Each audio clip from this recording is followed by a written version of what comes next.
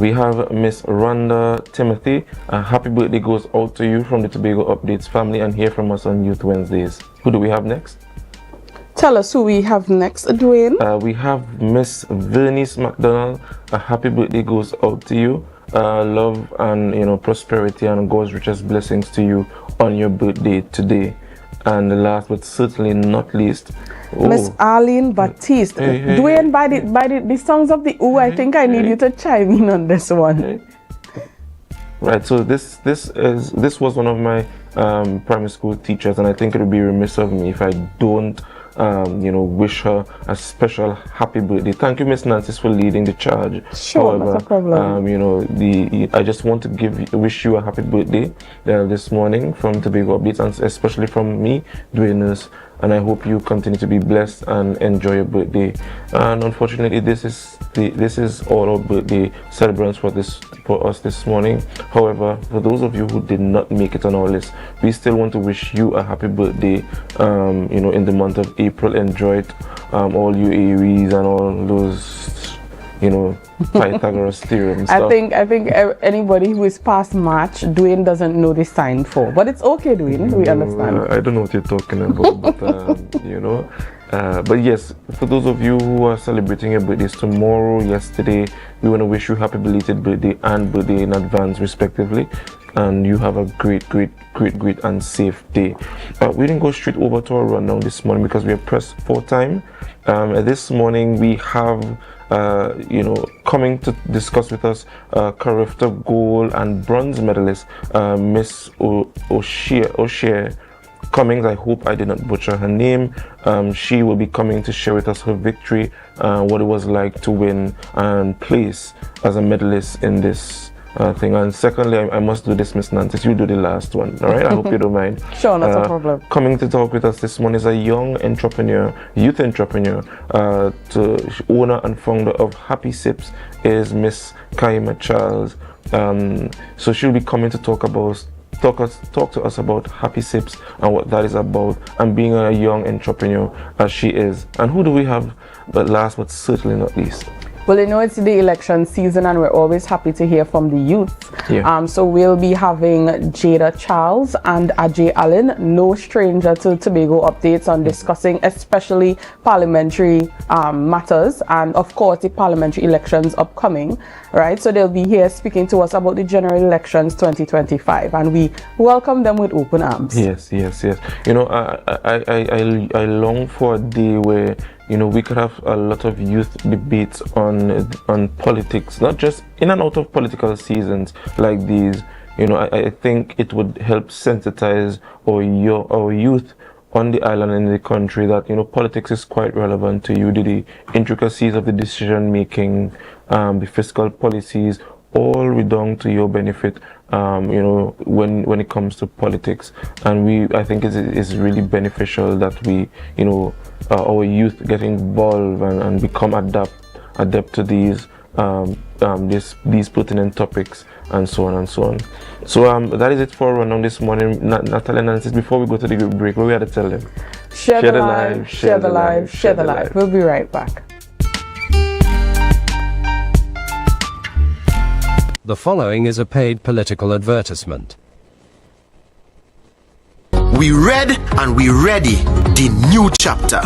The People's National Movement, where there's always good news. I pledge to you as the Prime Minister of Trinidad and Tobago, we are not touching the senior citizens' pensions, all public service pensions, all retired public servants who receive a public service pension will now receive that tax-free. No need for tension. Everybody getting the pension. The PNM not touching your pension. We're not taking your pension down. We're not shifting the goalpost. Your pension is safe with the PNM. We responsible, very responsible. We read and we ready. Vote PNM. We go country before party. PNM. We working together. We building together. And we'll make it better. We paid for this political ad because we care about our seniors. That was a paid political advertisement. I went and tell everybody in my neighborhood I got a scholarship. I am going away. and then the coach got fired. We're diving deep into sports scholarships, Thanos' secret sauce, and what it takes to transition from the local scene to an international playing field. You have to log your hours. I was turned down 4 times. We like to apply a little bit of pressure. Michael Jordan, LeBron James. Moving right along, took a wise man to take a chance on me. Let's get in the playbook.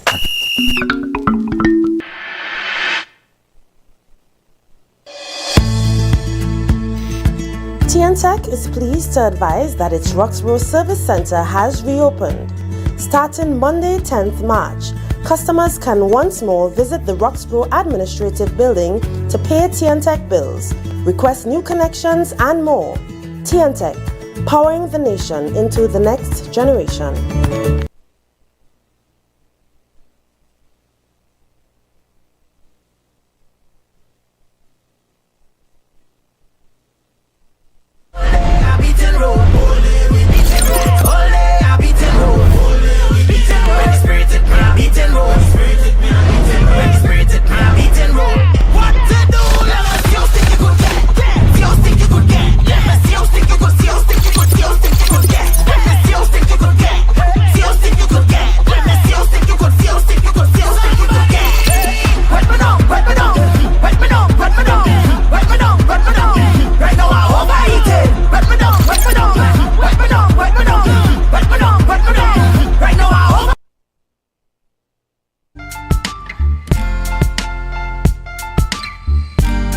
Put a smile on your face when you're moving from place to place. Good morning, good morning, morning, good morning, morning. Get ready to head down the stretch. Washit has led from the start. Does she have enough to hold on? Cummings strikes on her outside. Washit trying to hold strong, but Cummings is inching ahead. It's Cummings and Washit, Trinidad and Tobago, with their first gold medal at CARIFTA 2025. Port of Spain erupts. Oshier Cummings has won the first gold medal, and boy, she shows them her name at the back of her shirt, and they know it, and they will never forget it. And they should never forget it. That was tactical brilliance. She stayed with the Haitian all the way, and when it mattered, when it was time, she delivered the telling blow. Yes, guys, that was Oshier Cummings. I hope I did pronounce her name correctly. And she has joined us this morning to share with us in that victory, putting Trinidad and Tobago on the map. Good morning and welcome to you. Good morning. How things doing? Very good. Right. You had to be very good. You had to be very good because they're here. Yeah. Right? So I'm just share with the viewers, for those of us who may not know, especially how to pronounce that name there properly. Right? What is your name, and just tell us your age and what school you're going to and where you're from. My name is Oshier Cummings. Oshier. I'm 14 years of age and I attend the Mason Hall Secondary School. You 14? Yeah. But I could have swear 12, 9 around there, so man. Like you just joined school. That is good, man. The sport's keeping you youthful. Right? But congratulations to you. Thank you. What does it feel like to win and to place as a medalist, gold and bronze? That's first and third, respectively, yes? Yes. Just share with us what that journey was like and how you felt. I was very proud of myself and proud of how many people showed up in the stadium to watch me. Yeah. I think many of them was there for me. Yeah. And yeah, it was an excellent. You know, I don't know what it feels like for people to support me so big. I never run in my life. But you know, when I saw your video, right, I saw all I heard was Trinidad and Tobago, and I see I passed the girl. I don't know who you passed. I don't know which country, but I was expecting you to fall on and faint. But you had real energy and things as if this was a breeze for you. What was the training like? You know, there's a lot of people. You competed. How many persons did you compete against though? It was 13 persons. 13 persons. All right, that's good. And who plays second in the in this long? Is this a long distance? Yeah, the 1500. 1500. The girl who was right in front of me, Aisha Wajid. She from Haiti. She from Haiti? Yeah. Right. Wow. But what was the journey like in terms of preparing? Right. Is it that you had to travel from Tobago to Trinidad a lot? Did you have to travel a lot outside of Trinidad and Tobago in preparation for this for this momentous occasion? No, I did not have to travel outside of Trinidad and Tobago. I just had to train hard. Right. Extra days of training and put in more work. Right. And what school do you go to? Mason Hall Secondary. Big up Mason Hall Secondary School, man. Yeah, big them up. And big up your favorite teacher. Mr. Bias. Yeah, Mr. Bias, good morning. Right. So how were you able to juggle training and school? Is it that sometimes you had to break school or leave school early? What was that like? It is really hard being a student athlete, but my training starts at 4:30. For who? 4:30. So that means you had to get up about an hour before? No, in the evening. Oh. In the evening. Oh, wow. Okay, good. Yeah, okay, so that's after school hours. Yeah. That's long after school hours. And who is your coach? And just walk us through the types of training you had to go through to win them. My coach is Coach Franklin. Is he here this morning? Yes. Big him up now, man. He there. Big him up. And who else? Mr. Andel Young. Andel Young, all right. But walk us through your training. Is it that you had to do a lot of push-ups, a lot of running, making laps around the field? What? Tell us. Yeah, well, since I'm doing long distance, so I will have to do more laps than everybody else, and my workout will be longer. Right. And you have to work on your cardio and so on, so that if you run 5 minutes, 3 minutes, your chest wouldn't burn like mine. Yeah. But do you play any other you play any other sport at all? Yes, I do. Football? Yeah. I can see it in you. Who's your favorite football coach? Star? Lionel Messi. This is why you're here this morning. That is why you're here this morning. This event that you won, especially where you won the gold medal, where was this taking place? It was in the Hazley Crawford Stadium in Trinidad. And just what day? How long ago? This was a couple of days ago. Yeah, it was Saturday. Yeah, it was Saturday. All right. And coming back to Tobago with this, being a Tobagonian athlete, right, versus a Trinidad athlete. Just tell us, if at all, do you think that it was a bit harder for you, being a Tobago athlete, because the pressure of the country is on you, and share with us how were you able to manage that? Yeah, I think it is Tobago athlete advantage because we don't have stadiums and stuff to use right now. The stadium is, let's say, it's in renovation, and you have to know how to manage yourself and don't study about them things and keep focused. All right. I trust that your grades are really well at school, and I hope that and pray that you as you go along this journey of being an athlete representing Trinidad and Tobago, that you would also put your education at the forefront as well and pass them and come first and place high and so on. My question to you is, support. What was support like? You mentioned that Tobagonian athletes is at a disadvantage because of the lack of resources and so on for training. But what about other support? Were you supported? And if not so, how do you think Tobago could have supported you a little bit more? Well, I think I was really supported. Yes. Well, in what areas? Mostly track and field part. When I went to Trinidad, I saw a lot of persons I knew, and they were saying, "Yes, Oshier, I'm there for you, come to support me." And that just gave me more motivation and energy. All right. What is next for you in terms of your goal as becoming an athlete? Do you see this as a lifelong dream? Yes, are you thinking about scholarships? Yeah. All right.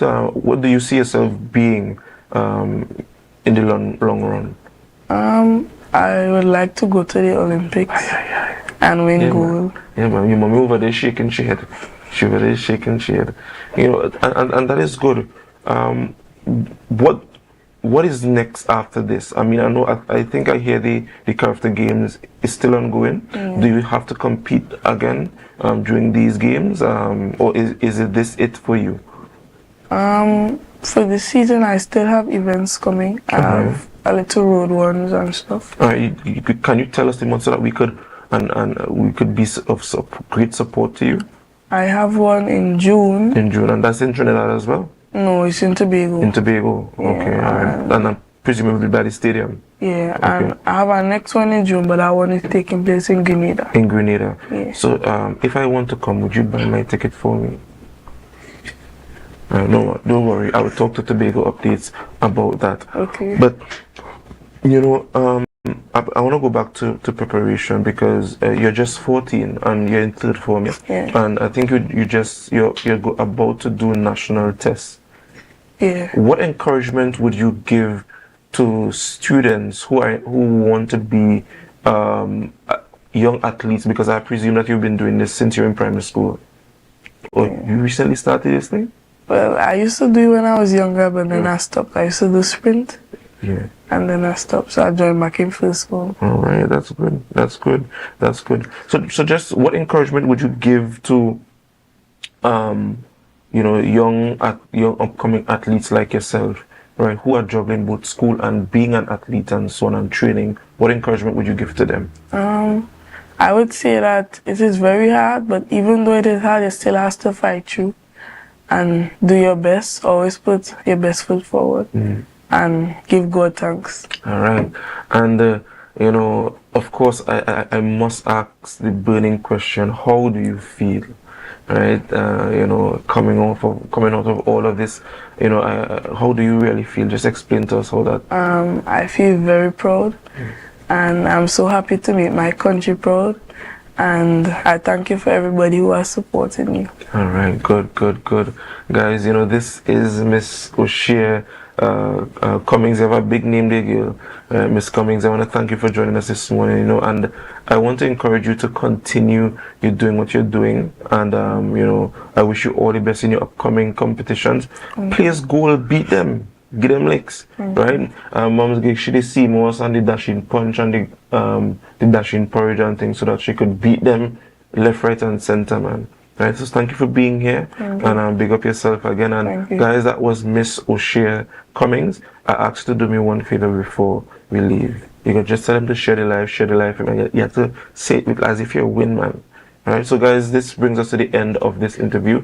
Up next, we have Kyemah Charles coming to talk to us about SIPs. Just remember to share the life, share the life, share the life. Alright, we'll be right back, guys.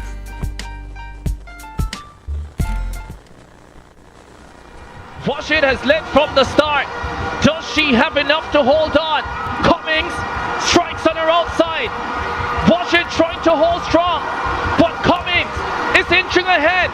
It's Cummings and Washington, Trinidad and Tobago, with their first gold medal at CARIFTA 2025. Port of Spain erupts. Oshier Cummings has won the first gold medal, and boy, she shows them her name at the back of her shirt, and they know it, and they will never forget it. And they should never forget it. That was tactical brilliance. She stayed with the Haitian all the way, and when it mattered, when it was time, she delivered the telling blow. A nation of red and black cheering her down the stretch. There's your champion. There's Trinidad and Tobago's champion. Well, and they are rising and erupting in joy here. Oshier Cummings, boy, if she were to run in that general election next week, I'll tell you what, she'll get elected. That picture picture will be on the front and back pages of the newspapers across the Twin Island Republic on Sunday morning. The following is a paid political advertisement.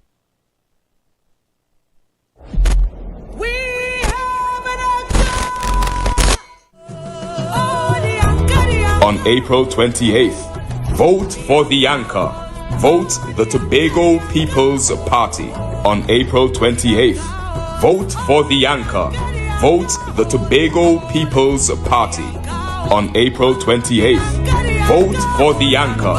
Vote the Tobago People's Party. That was a paid political advertisement. When the game is on, you don't want to miss the best moments.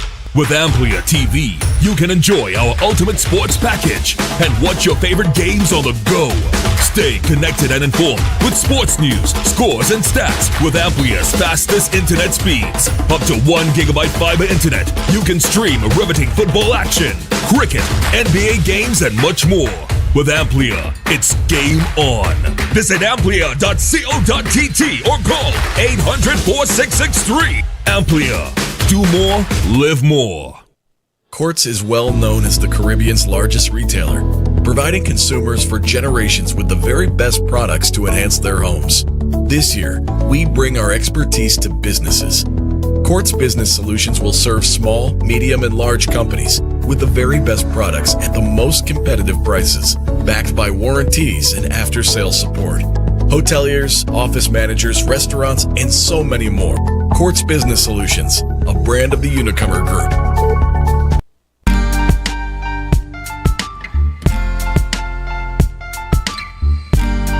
Put a smile on your face when you're moving from place to place. Good morning, good morning, morning, good morning, morning.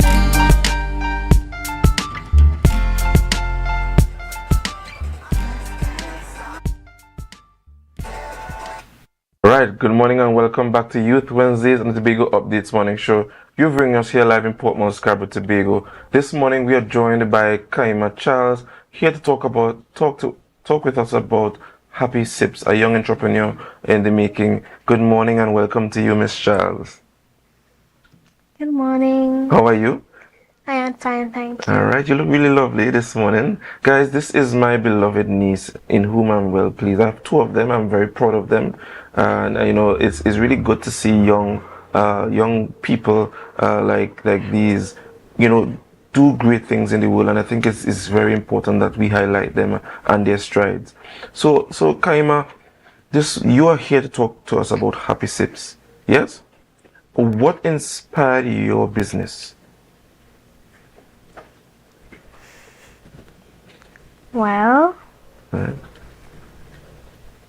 Go ahead, talk to me. Why did you get into business? well, in the year 2022, I had COVID and it was really bad.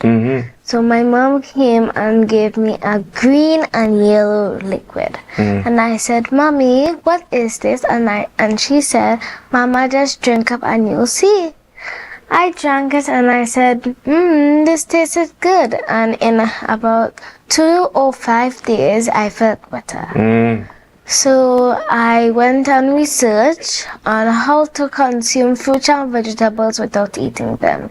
And then it hit my mind, juice them. Okay. So I went to my mom and asked, Mommy, can I start up a business? And she said, what business now? And I said, a business where I'll be juicing cold pressed juice. A business where I'll be cold pressed juicing shots, juices, and lollies. Oh, so it's cold pressed juices, shot juices, and lollies. Yes. All right. And she asked, what would you name the business? And I said, Happy Sips. So you came up with this idea all by yourself, just out of COVID because you were sick. Really? Wow, wow, wow. You know, growing up, Kyemah, and this is your business page. Yeah. Wow, this is really lovely. Who came up with the graphics? You two? Is your favorite color orange? Well, one of my favorite colors. One of your favorite colors.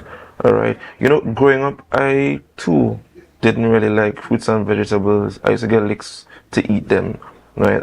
But here it is, you know, you came up with this great idea of juicing fruits and vegetables. You know, what is the cost of your product? Well, might sell it for $5 or Only $5. $5 US? no. Trinidad and Tobago dollars? Yeah, I don't live in America. Okay, well, I understand.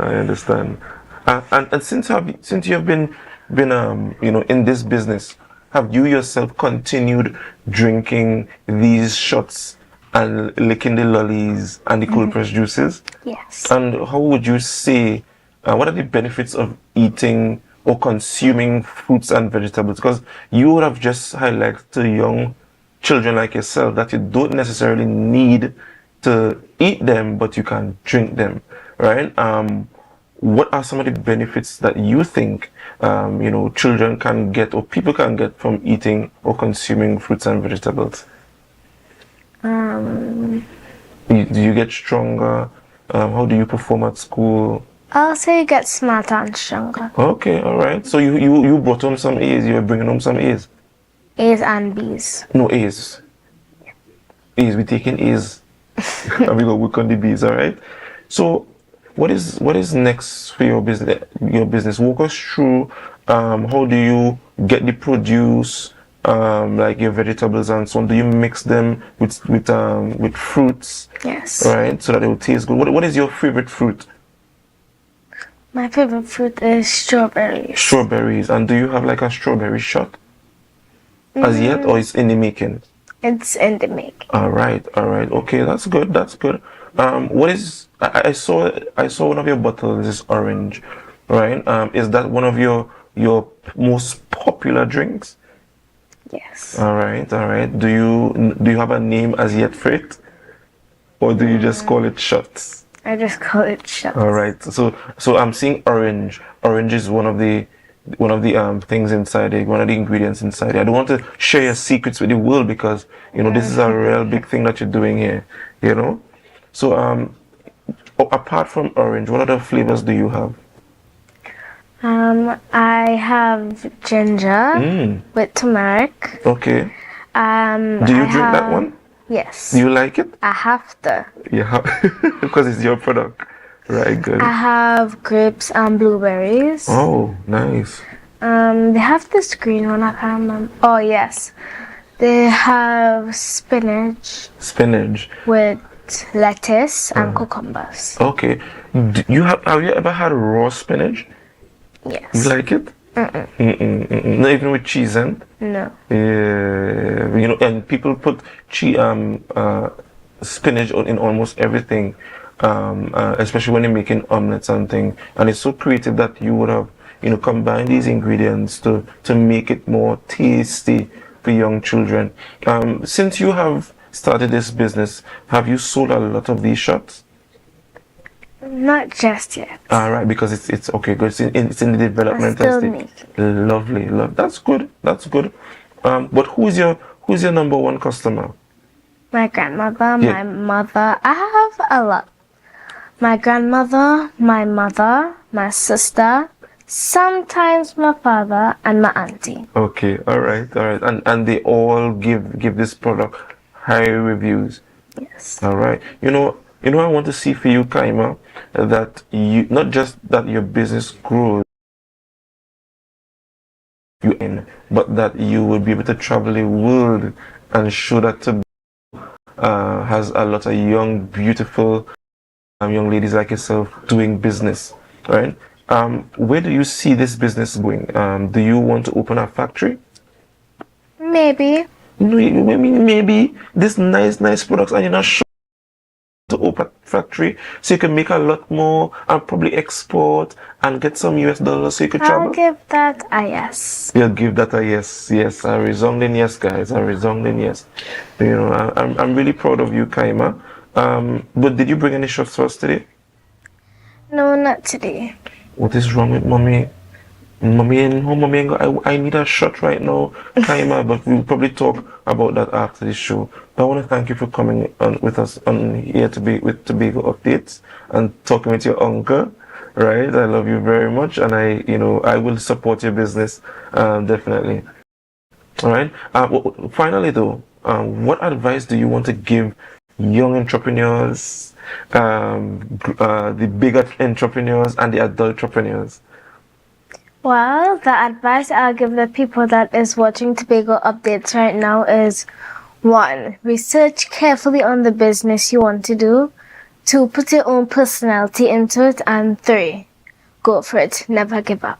All right, guys. If you hand gesticulation and think, this is my niece here in whom I'm well pleased.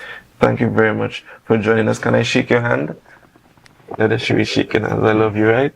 So, guys, this brings us to the end of this interview. Thank you, Kyemah Charles, for joining us. I want you to help me just tell them to share the live. So, Kyemah Charles will tell them to share the live. Share the live. We'll be right back.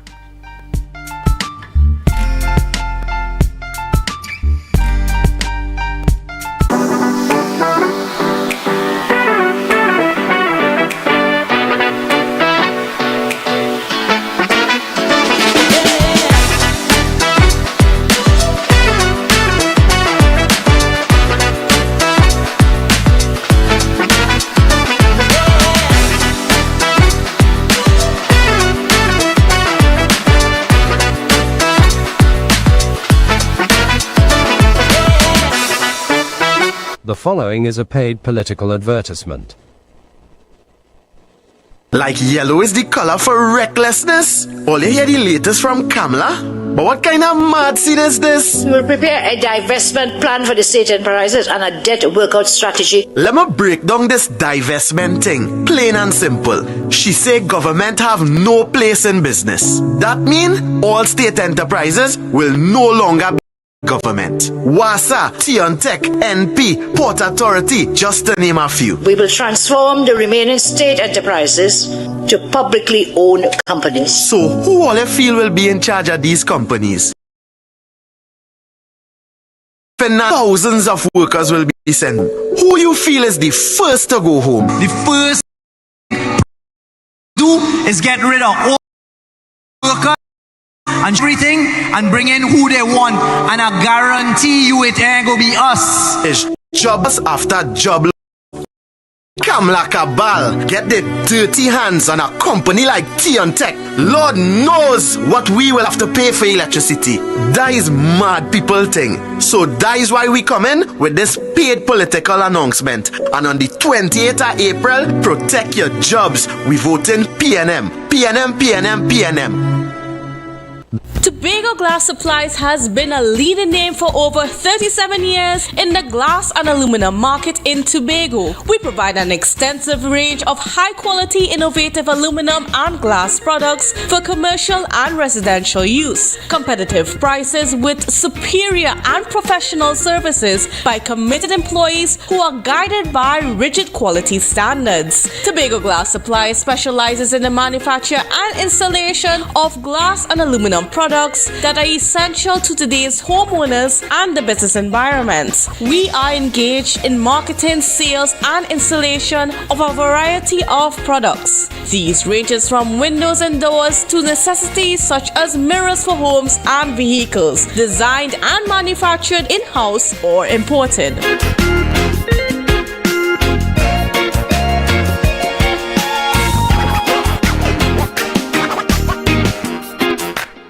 So guys, there are some new developments. The following is a paid political advertisement.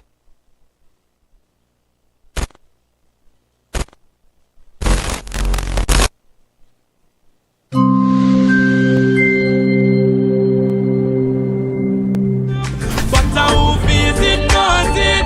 We are feeling from we little and a grow. And who feels it knows it.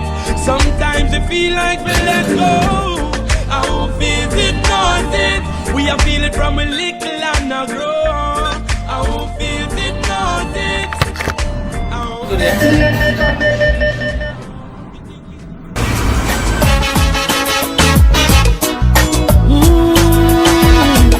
The sun rises slowly over the hills. Everywhere is gold and sunlight, but still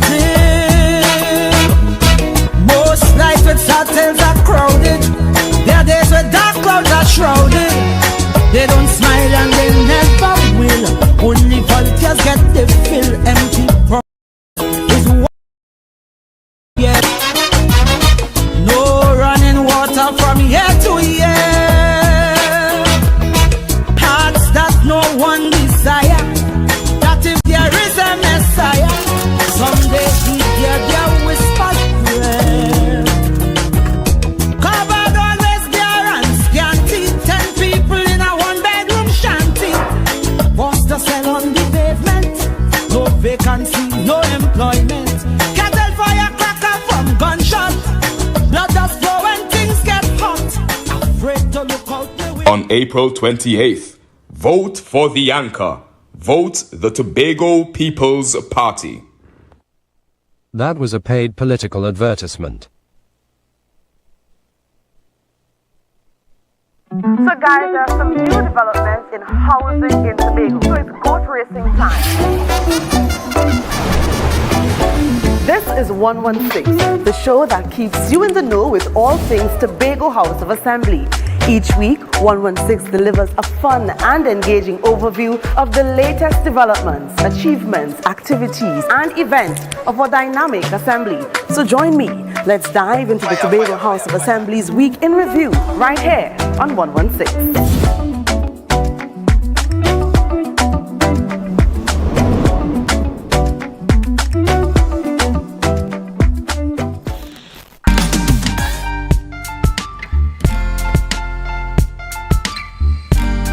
Put a smile on your face when you're moving from place to place. Good morning, good morning, morning, good morning, morning.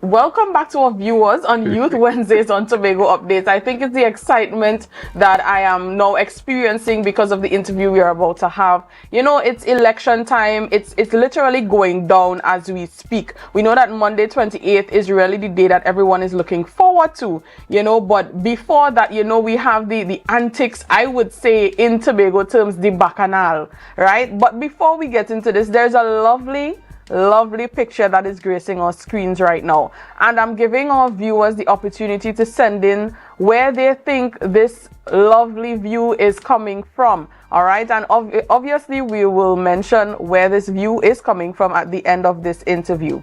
All right, so take a good look at the picture, you know, carry the live back, carry it forward, whatever you need to do just to have that picture in mind. All right. So this morning we have with us already smiling, already ready to give you all what they came to do. Both former youth parliamentarians, Ms. Kyemah Charles and Mr. Ajay Allen. Good morning to you both. Good morning to you, Miss Nancy, and good morning to Jada as well. Good morning to you. All right, so you know we love that sort of what to say, that friendliness that I just saw there, because that's what we want to see right going forward. And I'm not going to go too much into that because Jada has a lot to tell you about that. Ajay has a lot to tell you. I mean, looking at their faces, they're very much excited to address these topics that we have for the incoming elections. So you know that the youths we have, I'm going to say it right now, that we have a very major role to play in the future of our nation, Trinidad and Tobago, and more so, well, presently in the parliamentary elections that are upcoming. Right, so we're seeing that the youths are taking the platforms. They're having a lot of voices on social media, right, Jada? Yes, right. yes. You know, so they are present in the spheres that we want to see them in. You know, they're having a voice. And here are our two youths to speak to us today. So I'm just going to ask them to just share a little bit about themselves. Jada, I'll ask you to go first. Good morning, everyone. My name is Oshier Charles, and I am a proud resident of Tobago and of Tobago East specifically. In my career studies, I have a bachelor's degree in law, and I am currently pursuing my LEC at the Hewding Law School. As she mentioned, we are both youth parliamentarians, so I would have participated in the National Youth Parliament and also represented Trinidad and Tobago regionally in the Regional Youth Parliament. And today we are here to bring a message to the young people and to the people of Tobago of our standpoint and our views based on our political parties and how we can impact and benefit the young people of the island. So today I am here in my capacity as the chairman of the Tobago East Youth League of the People's National Movement. So get ready for an exciting conversation between me and my counterpart here, Ajay. All right, and Ajay? Yes, so good morning, Tobago. I am Ajay Allen, and I'm currently the Vice Chair of the Tobago People's Party Youth Arm. I'm also a youth parliamentarian, as Jada would have said, so we have gone through the training and understand what it is to be a youth parliamentarian, and we have had that level of experience and training. And I mean, I'm looking forward to having the conversation, sharing a different perspective on how things should go, and the importance of youth vote in the upcoming elections. All right, so both Ajay and Jada are very much armed and ready to bring that conversation to you, or the answers to my questions this morning to you. All right, so we'll go right into it. Based on the promises, well, we know that the parties, they would have sent out their manifestos, you know, they've been reiterating it over time. Based on the promises and these manifestos that we've seen, where do you see the youths being involved? Well, from the PNM standpoint, they would have released their manifesto not too long ago, 182 pages, and a lot of it is also focused on Tobago's development and involving young people in boosting Tobago. So one of their flagship programs is Trinidad and Tobago's Blue Economy, which focuses on Tobago and our ecotourism, our marine sustainability, and our wildlife and that tourism. So I can see job creations there for young people who are interested in doing like coastal engineering, who are interested in modernizing the fishing industry, in the import and export market, in modernizing the coastal resilience, and being a part of, you know, businesses and opportunities that are unique to Tobago, that are unique to ensuring that, you know, persons not only depend on just a THA job, there are other sectors like the private sector that young people could develop and be able to boost. So based on the manifesto, there are also plans to enable the THA to implement youth programs that they would effectively manage. So it gives young people that access in Tobago to have these youth programs readily available to them instead of having to go through Trinidad and all the long waiting. So it centers that youth initiative in Tobago so that young people has a greater access to more opportunities. All right, Ajay? Yeah, I mean, in response to that, it's good idea, sounds very good as we would say, but I believe that the Ministry of Youth Development in Trinidad has been rolling out excellent programs. My question would be, we haven't seen much of those programs migrating to Tobago.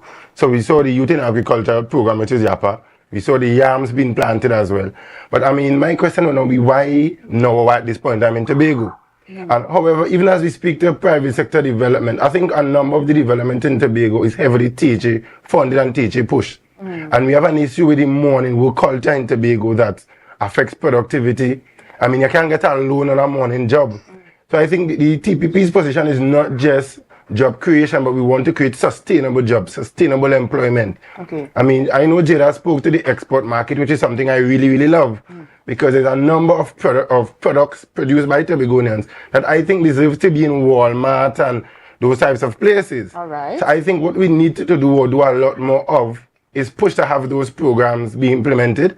I think I would like to see Minister Gopi's Koon being able to expand, and we need to have places like CARIFTA in Tobago and proper testing labs. And I think we need to build out and improve on the packaging and the marketing of our products as well. And I believe that's what the Tobago People's Party intention is. Okay. All right, so if you would just allow me, Ms. Francis, you know, he spoke about some things there, and I don't necessarily agree with what he said. He said that the Ministry of Youth Development and National Services has many opportunities and youth programs that are not being seen in Tobago, but Ajay, I'm sure you would have been participating in the Empower TT program, right? That is something that has been introduced by our lovely Honorable Shamfa Kojo-Lewis in our capacity as the Minister of Sports and Community Development, which seeks to address social issues being faced by young men. There are also the Boss Lady Project, which seeks to empower young ladies, and that has been here in Tobago. Young women have been getting stipends and the opportunities to learn different businesses and, you know, get involved in their entrepreneurial careers. is. And as he mentioned, the Ministry of Youth Development and National Services, I would say they have been doing an excellent job because there are a lot of opportunities that are available. If you go on the ministry website, you would see an enormous list. I could say STEP, they talk web design. I could talk about as he said, that agricultural homestead initiative. Tobago has a lot of land ready to be developed, and the ministry provides that access for young people to be able to develop in terms of our agro-processing, especially in Tobago. We have programs such as GATE, such as the health program that Tobagonians are benefiting from every single day. There are persons moving from secondary to tertiary that are utilizing these programs. And I think it's unfair to say that it's not available in Tobago, because as a Tobagonian, and many Tobagonians that I know access these programs to develop themselves. I want to also talk about the Bridging Success program by the Ministry of Youth Development and National Services. This is a program for persons in secondary school who would not have gotten the requisite secondary school subjects, and the government has partnered with the University of Trinidad and Tobago to provide that bridge, that conduit, so that persons can develop themselves intellectually and be able to participate tertiary. So before Jada is going very strong on that point, yeah. But I'm coming from the perspective of I scroll through social media. You know, the young people, that's where they voice their opinions, etc. Right. So I heard you mention a few things. You know, the youth programs that are being brought forward. The fact that there are a lot of lands in Tobago that are made accessible by the ministries, so that we can access it as youths to develop our businesses, etc., etc. Right. But from social media standpoint, I'm speaking on people who have tried and have failed at getting these things. I think Ajay would have mentioned earlier as well, not being able to get that loan to access these things, because obviously there is paperwork that you will have to present to have access on these things. So my question to you is, going forward, very strong point, but is there a change in strategy that you all would have to bring forward so that these things are presented to the youth so that they know it's accessible, and how they go forward getting access to it? Right. So I would say that because Tobago is a rural community, and as we are also separated from Trinidad, I think that the approach could be that persons in Tobago can have that opportunity to get these programs readily accessible to them. So if there is like a branch in Tobago that specifically caters to to these programs being here, I think that would be of great help. But the information is there, the opportunities are there. Tobagonians are not lacking in terms of that aspect of it. If it just takes a simple search on Google, Ministry of, or on Facebook, on social media. We use social media. The programs are being advertised all the time. It is there. It has been used. It is being utilized. So I guess if it is the one person to just come out and continue spreading the messages, then we could have it marketed much more on a larger scale in that aspect. All right. Yeah, I mean, Jada make mention of a number of things, but I just have one question, and probably Jada may not or may be able to supply us with the answer. But as it pertains to a number of these programs, I would like to see some data, some statistics on the programs in terms of how many persons graduated out of the programs, where are they now, how many of them. And I'm not saying it didn't happen, Jada. I'm not saying that it hasn't worked, but I'm just asking to see the data on it and to see how many of them have translated into actual business, into employment, and so on. And she also make mention of having that distance between water as well. And I think it's something as Tobagonians we all can agree that it complicates a lot of the scenarios. And I also believe that politicians in a lot of times receive blame for things that they're not directly responsible for. And a lot of Tobagonians need to understand that.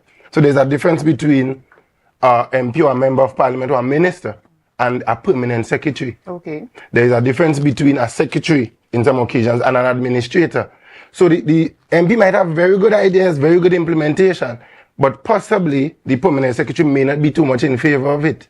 Or he may go past the permanent secretary and go down to the director of youth, who might decide this program is not valid at this point. So it's not necessarily the minister or the political organization sometimes to carry some of the blame for the lack of implementation or for the bureaucracy in the process, but sometimes it's the public servants. And I think as Tobagonians or as citizens, sometimes we need to take personal responsibility for ourselves, and we need to take personal responsibility for some of these programs as well. Because if it's available, it's accessing, persons are getting treated. Why not ask a question? You may meet a blockage or a problem at one point, why not see it as a stepping stone to build and to grow and to learn the process you can help someone else?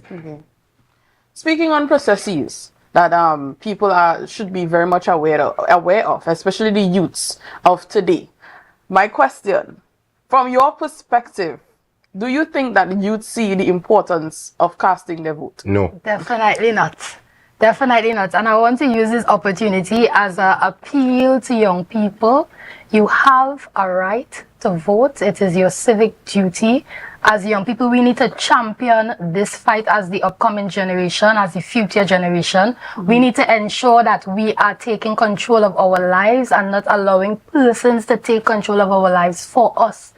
Every election, you need to go out there, you need to vote, because you're not voting just for a political party, you're voting for yourself. You're voting for a future that you have to live in, a Tobago you have to live in, a Trinidad and Tobago you have to live in. This is also going to determine how our country develops, not only in the Caribbean and regionally, but on an international standpoint. So we have to make that decision for ourselves of which party we want to align with, based on their views, based on their policies. Which one do you think is the best one for you? I'm a little biased because I would always preach the PNM philosophy, because I am proud to say I'm a product of PNM policies and programs that have worked and that has continued to work. And there is no young person that can say they have not benefited from a PNM program or policy. So I think that we need to ensure that we go out there every election day, we pick up ourselves and we go and vote. Even if you're vexed with this one in power, you're vexed with that one in power, it is your right. Go out there and exercise it. Okay, I've been a fly on the wall to certain conversations. Now, you both said that youths actually don't know the importance of casting their vote. So could you share with us some of the benefits that a youth will face should they cast their votes? I would always encourage persons to participate in the election. I've had the ability to work in different capacities through the electoral process from all different angles. And I would always encourage persons, you see, when you understand the process to get the right to vote, when you spend time reading and understanding the battles, and to see where we came from, and to see where we moved from having colonial masters make decisions for us, to now having the ability to participate, when you see the movement of women being allowed to vote and participate in the decision-making process, I think we need to honor those persons by participating. One, two, I'm of a philosophy, and I might be wrong, persons may challenge it, but persons who don't participate in the election, I think they should have no say at all in the governance of the country for the next few years. So you are a keyboard warrior for the past 4 years for whichever political organization you are. And we don't see you direct seen anything on election day. I mean, I think that's just being, you just have mouth or you're a dog with no bite. So I think we need to actively participate in it. We need to realize that the decisions made by our leaders today, we will have to treat with it. I mean, we are treating with the decisions made by past administrations. Some of us, we didn't dream to born yet. I mean, we weren't even sperms in our fathers at that point in time, but we now have to treat with the decisions taken by leaders there. So if we say we do business, but we want a government work, but we don't want to go out and participate and vote. We want foreign exchange, but we don't want to go out and vote. I mean, we want to shop down Shein, Amazon, TEMA, we know the whole host of stuff. But we don't want to participate in a process which determines how foreign exchange will come or go out of the country. So I think we need to understand that voting affects us in every single way. Politics affects us whether we like it or not. Whether it's no grub, whether it's determining what comes for school feeding, whether it determines whether we have Scarborough still falling into the sea, or we have the most modern Scarborough we've ever seen. I mean, some of these things, it may seem simple and small, but it has serious implications. From your perspective as youths, what are some of the things that the parties can strengthen? Let's say the party coming into governance. What are some of the areas that they could strengthen to boost the confidence in our youth in them to actually bring forward these programs so that the youths could benefit? Because again, referencing social media. Now, you said there are a lot of keyboard warriors, and for whatever reason, that's where they choose to vent and carry on themselves, right? So we're talking about those who say that there's a rise in crime, and the majority of young people are choosing the gangs over finding proper jobs in the governmental space, right? So what are some of the strategies that you could change from a youthful perspective from those parties so that youths can see the benefits of voting, of actually going in and applying for a job and choosing that over what they've chosen? Well, I would always commend the People's National Movement for having a youth league established in their constitution, because they ensure that the young people from a young age, from as early as 12 to 35, the age you consider as a youth, is implemented in the party structure. They know about politics, they know about advocacy, they know about voting, the importance of voting, and they also give the youth leagues that mandate to spread that message to other young persons in nationally or whether it's by constituency. So young people are the ones taking the charge to give the youth message and encourage other young people, because sometimes when young people you come to them, they're thinking, you just want my vote. How I'm going to benefit from this? And they don't really listen to a candidate because they're thinking they're just trying to buy a vote. But with the youth leagues, the young persons are encouraging them, they are educating them and letting them know, hey, you can be involved in political parties, you can be involved in government roles, you can be involved in THA positions in this way from a leadership perspective. Educate yourself, gain more knowledge, and establish yourself in that way. And I feel that introducing that into the communities, it leads people away from crime and violence, because they see that they can achieve more and aspire for more, being a part of institutionalized principles and programs that are able to directly benefit them by supporting a specific political party. All right. You see, I believe in showing persons where the money is, or showing individuals how to make money. And I think once we show young persons where you have the ability to make a lot of money, even more than from a criminal perspective, they would gravitate towards it. Because let's look at marijuana. And I have had the pleasure of having youth parliamentary colleagues that debated the issue of medical marijuana a couple of years ago. And a few years after, we saw where it actually became legislation, where it was discussed at the parliament and so on. And I remember speaking talk as well that there is more money in crime. So we're looking at that as well. Yeah, and that's why I brought it up. That has been said by a lot of youths. There is more money in crime. No, but that's the reality, let's face it. Okay. Because, and I remember interacting with one of them and they were saying that there were some holes in the legislation. I remember at the end of that debate, I received a call from a friend of mine.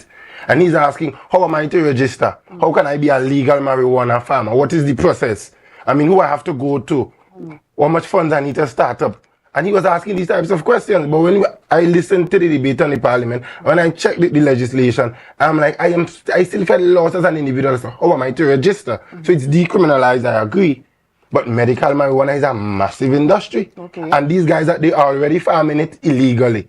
So why not create avenues for them in a legal format? We've seen it coming through in the music industry, where it's used, it's heavily sung about. So why not we create avenues and show them this is the correct direction to go? Film is another industry that we have completely left out. I often tell people, we waste good bacchanal in Tobago. Netflix has nothing on a good Tobago series, where you say a nice, where we sit down, we talk and we enjoy. I mean, we have It Cut, EID Cut there that does animation. We wasting excellent talent. Jared Prime and T-Pac put on some excellent productions, and we know Tobagonians could give a good piece of drama. We could tell our story. I mean, the Emmys, the Grammys, them ain't get nothing on our sir. When are we going to our Tobago mode, and are we begin for perform give them. So I think if we show these types of avenues and we create these spaces for young persons, they're going to leave crime alone because they won't have no money. Okay. All right. So we're talking about, well, you mentioned that as Trinidad and Tobago, we have a good bit of drama and a good bit of bacchanal, right? Right? Yes, Jada. All right. So how do we, as Trinidad and Tobagonians, though we may be different parties as we're seeing represented here, how do we work together to achieve the goals that would benefit our country all entirely? Because I mean, again, social media.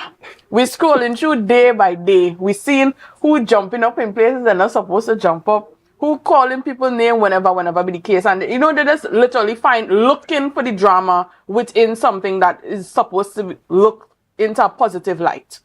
How do we as Trinbagonian youths, foster this environment of togetherness so that we can better our country on a whole? All right. So I would like to say that for me, it starts at the top. Because our leaders have to set the example. They cannot be bickering and quarreling amongst themselves and then expect that their supporters are not going to do the same. So I believe that political leaders, persons in positions where they are being seen and they are in the public view, they need to be speaking to each other.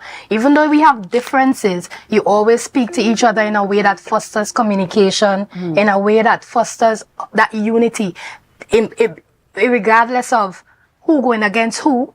At the end of the day, you are vying to develop the entire nation. You are vying to develop the entire island. So it should not always be I against this person or spreading a message of hate or negativity, because after Monday, you have to go and see this person again in the street. Are you going to treat them with that same level of hostility during election time? They have to call this season silly season because it is really silly. You see really persons bringing out their true selves. We are seeing the negativity being shown to persons who are out of age, who are supposed to be our elders, who are we supposed to look up to and be inspired by. And it's really setting a negative taste in the mouth of our young people looking on who may be aspiring to get into politics or get into advocacy. Because when we see that this is the example being set by our leaders, all we are seeing that is our nation is going to go down the wrong path. And we do not want to follow into that footstep. So it starts with us, it starts with our leaders to spread that message of love and unity, because at the end of the day, we are one Tobago, we are one nation. So we need to remember at the end of the day, that should be the focus. Regardless if you're TPP, PNM, PDP, UNC, whatever you want to be, the focus is our country, Trinidad and Tobago, and moving forward to better and develop for everyone who's living here. Okay, so I'm going to throw in this question as a youth. So speaking to the leaders, because they say it starts at the top and then we have to take the example. But we're seeing over the past few years, now I don't want to form that connection between, well, not connection per se, but I don't want to mix up the THA and the parliamentary elections, right? We want to differentiate the fact that we're in parliamentary elections right now. So how do we, what advice would you have to the leaders, the ministers, the secretaries, Ajay, the people at the top, Jada? Yeah? How do we, what advice would you give to them to form, to have a better togetherness spirit, if so to speak? Because we're seeing a constant fight for certain things that should be worked together as two parties coming together to make one decision for the betterment of our island or of the country. How do we, what advice do you give to them? I think firstly we need to go back to how the Tobago House of Assembly Act was formed. Because I took the privilege of reading through some of the parliamentary book and Hansard and some of those stories. And just to have what we have now, there were compromises made. This is not originally what Mr. Robinson had wanted. When we look at the shape of the horseshoe in the Tobago House of Assembly, it's a friendship, it's a good relationship. From time to time, we would see Minority Leader Morris and Chief Augustine having cordial, casual conversations. I mean, Jada and I could speak to that sometimes. When you go into the tea room at Parliament, when we have special sittings, you would see all of them drinking, knocking glass together, and you'd be like, but they will be out here fighting one another, and then this is what's taking place. So we need to realize that in spite of all of the political banter, we are Tobagonians first. Jada is my sister first. If anybody harms her, I'm not going to allow it to happen. Because I see her as my sister, I see her as my relative. Everybody in Tobago is family, that is the reality. So we need to go back to our core Tobagonian principles, all are we one family, and let's start from there. We may disagree on policy, we may disagree on political ideologies, that's okay. It's all a part of the process. It's a part of democracy. But what we need to do now is focus on policy and not personality. Okay.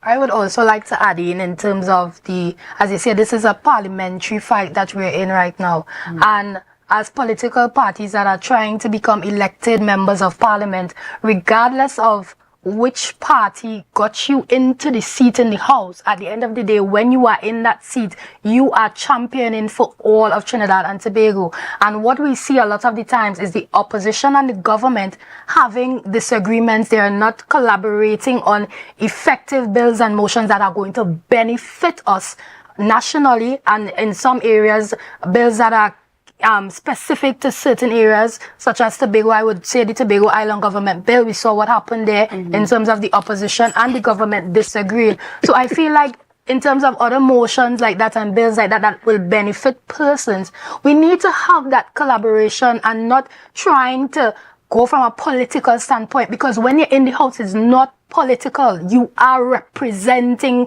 the Trinidad and Tobago, you're representing persons, you're representing the citizens. So I think that our members of parliament need to get back to remembering what the focus is when they get elected. It's not about what I could do to hinder this one that they don't get re-elected. That should not be the focus over the 5 years. The focus should always be collaboration and the development of our nation. All right. You see, I would like to jump in on a number of issues there. Okay. And I mean, my learned colleague has done an excellent job in terms of explaining some of the issues. But I would like to disagree as it pertains to the Tobago Island government and those two bills.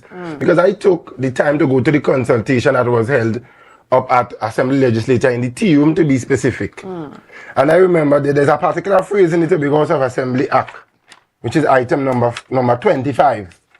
Which basically says ultimate direction and control. I won't be able to find it now because of the interest of time. And it basically allows Parliament or the Cabinet to overturn decisions made by the Tobago House of Assembly. It has not been practiced. However, I remember speaking to the board. I sat next to Mr. Nizam Mohammed, to be specific. And I remember telling Mr. Mohammed that that piece of legislation should change to reflect after a conversation with the Tobago House of Assembly. Because I'm not just seeing the Tobago People's Party administration. I am seeing possibly, I don't know, don't quote me, a different administration in Trinidad and a Tobago House of Assembly in Tobago. And if you look at our history politically, it has always been a loggerheads when we have two different political organizations in central government and in the Tobago House of Assembly. And we have also practiced the wrong type of governance for so long that it almost seems normal. So remember, the Tobago People's Party is a new administration, it's something fresh. I mean, yes, we know there's a new chapter coming on the other side, and we wait to see how that would unfold. But however, if you have a foundation, when you read a book and you read the introduction of that document, and you see the foundation already being set, it's very hard to deviate from it. But when you are writing a new book, you have the ability to set a proper foundation. You have the ability to ensure that it's set up properly. One thing. I just had to say one thing. Ajay and Jada, you know, Ajay mentioned in the essence of time, but this is, to me, this is where the heat started turning up. Because while Ajay is giving his point, Jada is just here ready with a rebuttal. I just want to say one thing. So Ajay mentioned that the bills give the cabinet the opportunity to overthrow, but at the end of the day, the bills did not seek to give Tobago independence. It is a greater autonomy. At the end of the day, central government is responsible for Trinidad and Tobago. Tobago is not separated from Trinidad. That was not the purpose of the bills. It was to give us more powers to administer our services here. It is not a situation where we go in and let the cabinet be directly independent from decision making and legislative making. We are still under central government. We are still a republic of Trinidad and Tobago, and that is what the main focus is about. So I do not want that misinformation to be spread out there. All right. So thank you so much, Jada, for that clarity. I know we have a lot to look forward to in the future between Ajay Allen and Jada Charles, based on this here conversation, based on a forward for Tobago, a forward for Trinidad and Tobago on a whole. Right. This is something that we definitely will have to revisit. Ajay was just turning pages in that book. Jada was already steaming with those points, and we don't want to miss it, right? So obviously we'd like to have them back, but in the essence of time, we'll have to bring the interview down to a close, right?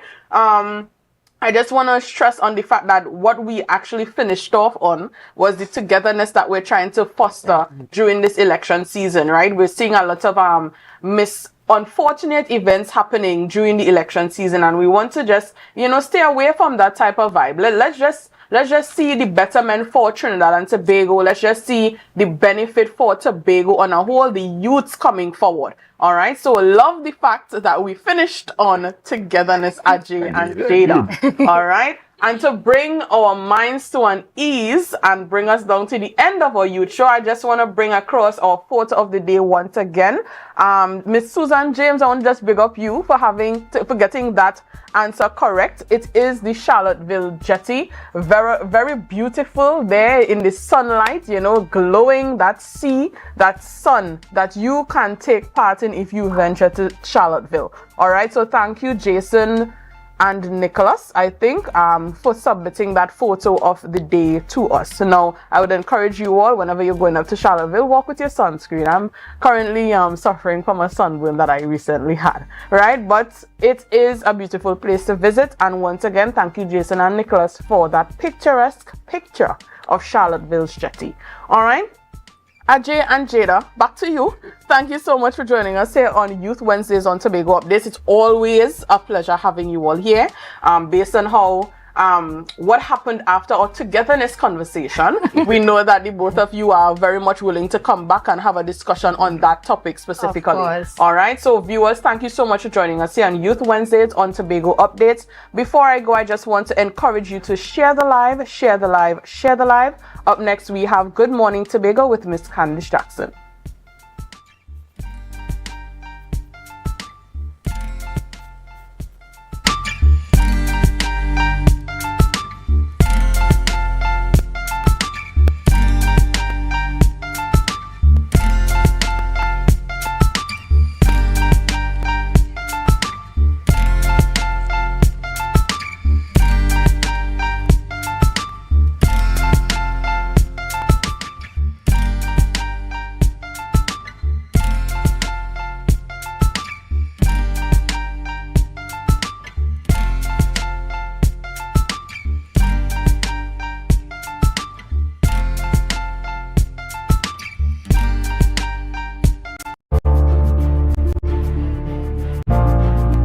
You're viewing Tobago Updates Television, your exclusive gateway to Tobago, broadcasting the beauty of this island paradise to the world.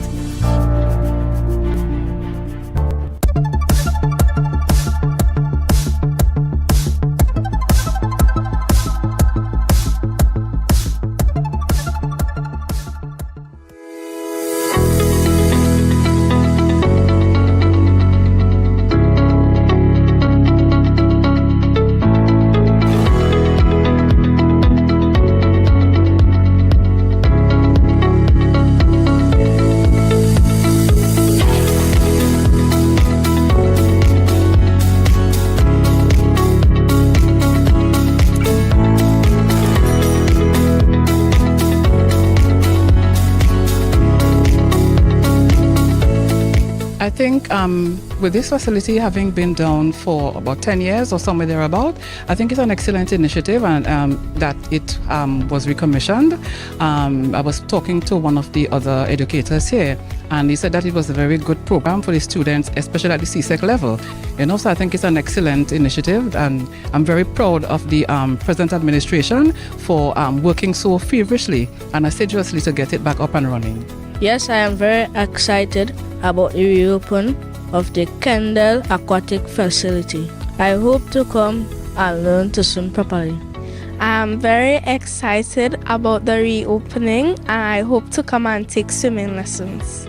The problem we had was that the leak, the facility had a leak and caused the major shutdown. So now that it is back, all the programs you see happening in the west will be in the east, and even more, because while it was down, we were planning how we're going to do a lot of things. So what you see down in the west will be up in the east.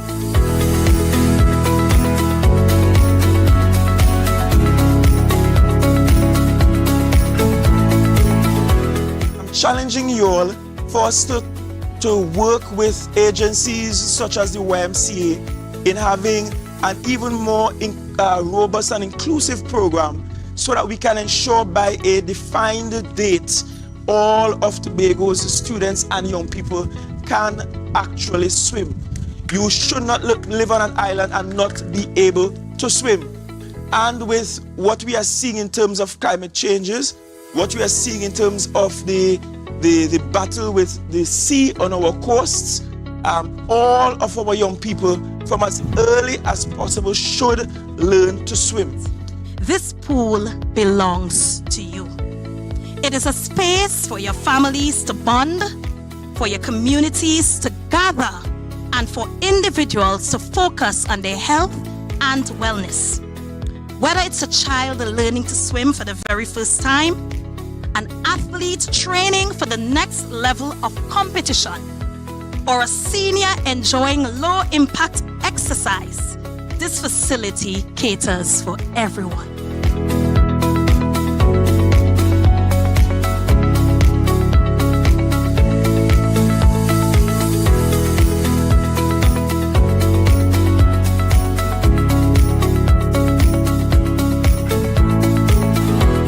Was a production of the Department of Information, Office of the Chief Secretary, Tobago House of Assembly.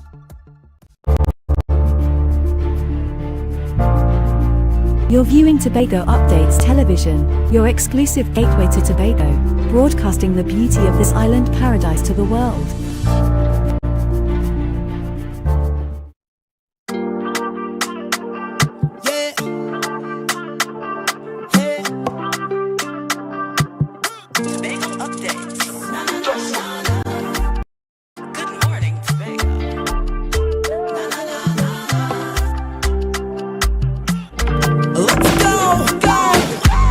It's a brand new morning, rise up to a brand new dawning. As the passion start to rise, the energy fill the skies. I say thanks for favor to wake up and hear my neighbor. 60,000 people strong, and the vibes is never. Good morning to Tobago Update. Tobago, Trinidad, and the region, with the perfect conversations to complement your morning routine. I am Candice Jackson, and we are going to get straight on into our show this morning with our first guest as we get into what's been happening with some of our fishing facilities around the island. Now, the matter has come up quite a bit on the election campaign trail. Even though it's a general election, it's still kind of sort of snuck up there. So we're going to get into what's happening, and speaking with us this morning and giving us some details, we are being joined by the Secretary of Food Security, Natural Resources, the Environment and Sustainable Development, and of course that's Ms. Natisha Charles Panton, and with her is the Assistant Secretary in the division, and Mr. Nigel Tate is here with us as well. So good morning and welcome to you both. Good morning, Candice. Good morning to Bagatelle, Bacalet, and Tobago. Yeah? Good morning, each and every one. Good morning, Tobago Updates. Tobago to my beautiful electoral district of St. Patience. And good morning to Tobago. All right, great. Great to have you this morning. And so now we're going to get on into it. And there's been, let's say, a complaint that there has been a misuse of government facilities, particularly that of the fishing facilities. So, Ms. Charles Panting, give us an idea of what's been going on with our fishing facilities, because we've heard a lot over the years about the state of a lot of them. When we go on the beaches and we see them, they don't look in the best of states. So, all right. So, I like to start on a positive note. So, within our tenure, we have tried to upgrade the fish facilities to bring them to HACCP and to meet other standards. And I could pinpoint a lot of them that we have tried. We built the storage facilities in Charlottesville, right? We upgraded the Roxborough Fish Facility, the Barbados Bay, beautiful design Barbados Bay Fish Facility, Culloden Fish Facility, and the Bucco Fish Facility. And of course, we try to maintain what we have in the existing fish facilities with some construction to begin again at the Palo Tuvere Fish Facility. And this is a division that we don't have money for development, right? As I mentioned, and I continue to mention, that the division, we got about 24 million for development, and we need 27 million, to which we use all of that money to pay workers. And that's what we met there. Mm-hmm. We didn't create that situation. So a lot of what we do, we have to depend solely on the Division of Finance and moving around funds all around the assembly to do these types of upgrades and to build these storage facilities and all these things we have been doing. But we have an issue now where within this election period, we have been experiencing a lot of misuse of the assets. So is it a bit of sabotage happening? Well, I'd like to say that the data suggests that, because what we are seeing now, we're seeing tampering of some of the electrical systems. We're seeing a lot of, jerseys, Mr. Tate, all the items stuffed into the tank to cause leakages, the sewage system. I'll show you, like in 2023, we probably pumped the sewage tank twice for that year. Mm. And now within a month, we have 6 pumpings happening between Charlottesville and Pigeon Point Fish Facility. And that's within a month. And we have to pay, it's not free. We have to pay for it, a division that doesn't have any money. And that is why we are here today, both the Assemblyman and I, right, to bring that to the forefront, because we know how expensive it is to be pumping continuously, right, these fish facilities, and they are 100% managed by the division without any money for development. All right, and we're getting into some of the videos and stuff like that, and it seems as though our master control is preempting us. Yes. But we want to get into it because there are specific concerns at different facilities, and perhaps I don't know, Mr. Tate, you could lead us off. And we're going to start, I think these images that we are seeing here is that of Charlottesville. So tell us, give us an idea, and viewers, of course, some of these might not be too pleasant if you haven't had your breakfast yet, or you're just eating, so just be aware, So just give us an idea of what's been happening. Well, the Charlottesville fish facilities, right, we are seeing a lot of foreign objects inside of the tanks. Objects such as rags, we are seeing jerseys, we have even seen stones are being placed inside of the fish facility, inside of the sewage tanks, right? Stones, Stones. Yes. So call the names of the items again, stones. Slowly. Okay, we are seeing rags, we are seeing jerseys, we are seeing stones inside of the sewage tanks when they go to pull the tanks, right? How these items are getting in the tanks, I don't know. Right? I don't know. I cannot say. But these are the objects that we are actually seeing in these tanks. And these objects are causing problems with the system itself so that it cannot be operated how it's supposed to. So it's causing a backup. Right? So when you go to flush the toilet or use the waste sink, the water keep backing up and coming over, causing an overflow into the facility itself. Right? But how the objects are getting into the sewage tanks, we don't know. Now, my question to you is, has this been happening before? No.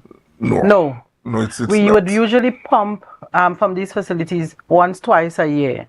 And if within a month you have 6 pumpings, and then you're finding these items in the system, right? It's ruining the operational integrity and the sanitation integrity, sanitary integrity of the system. So we need to sensitize the public, because it's taxpayers' money, right? We have to use in order to pump the system, and we could have used that money to do other things, other projects, collectively. So the fishermen, they are the ones that would suffer, because obviously we'd have to close the facility for cleaning. And we do have security at all the facilities. Mr. Tate, the administrator, all of us would have tried to reach out to the security, try to beef up vigilance. And this is the result still, because the security, based on this, where the tanks are located, they're not always there. Right? But we're very firm on trying to stay in one place to see who it is. Certainly. And then moving on now to what's been going on at Pigeon Point. So there are some other issues there at Pigeon Point. Similar or? Not similar. Basically the same issue at Pigeon Point fish facility too. Exact thing. Where we are finding same rags, towels. That's the difference. Pigeon Point, You'd have towels at Pigeon Point. Stone, rags, jerseys, and towels were found in Pigeon Point fish facility sewage system. And the security, we have security there as well. Yeah, and yes, we do have security placed at both fish facilities, but the security could only do as much. They're trying. Yeah, they could only do as much. And I could always say that the security that is stationed at this point, yes, they do their job, right? But how much can they do? Right? They can be in the front and the back at the same time. Right. And you see, one would say put cameras all around. But the amount of money that we'd have to use to do all of this around the island, that's another expense. And we're saying that if you as a stakeholder, you are there, right? Encourage your colleagues that, don't ruin my ability to vend at these facilities, right? So that is our plea, that people understand that every time we have to spend money in doing this, that you take away the ability to fund something else, right? You take away the ability to pay someone in terms of wages. You take away the ability to manage the facilities in the interest of other fishermen who are not, they don't have a space otherwise but to use these spaces. So that is why we're here this morning. Tell me a little bit about how much did it cost? How much is it costing to do these repair works and so on? An accurate figure I cannot give right now, but it's approximately $13,000 for one pumping. Right? And if you have two pumping, let's say per month, because last April the 12th, around there, we did do a pumping in Pigeon Point. And over the weekend here, we received information again that you want to pump again. Yeah, you need to pump again right now, as we speak. So we're talking about 13,000 times 2. Yeah. Wow. And we have pumped 6 times so far. Yeah. And these are facilities that were already functional? Yes, these are functioning fish facilities. And even when we have to bring in a specialist, it could cost about over $70,000. Yeah? So Mr. Tate is quite right. Every time we have to pump, it's somewhere 13,000 for one pumping. So if we continue along this line, all we'll be doing is just pumping. And then, meanwhile, there are so many other facilities that are in desperate need of attention. Repair. How has this pumping now affected what needs to be done to the other facilities? Well, in terms of finance, right, it eliminates the fact that we have to do another fish facility.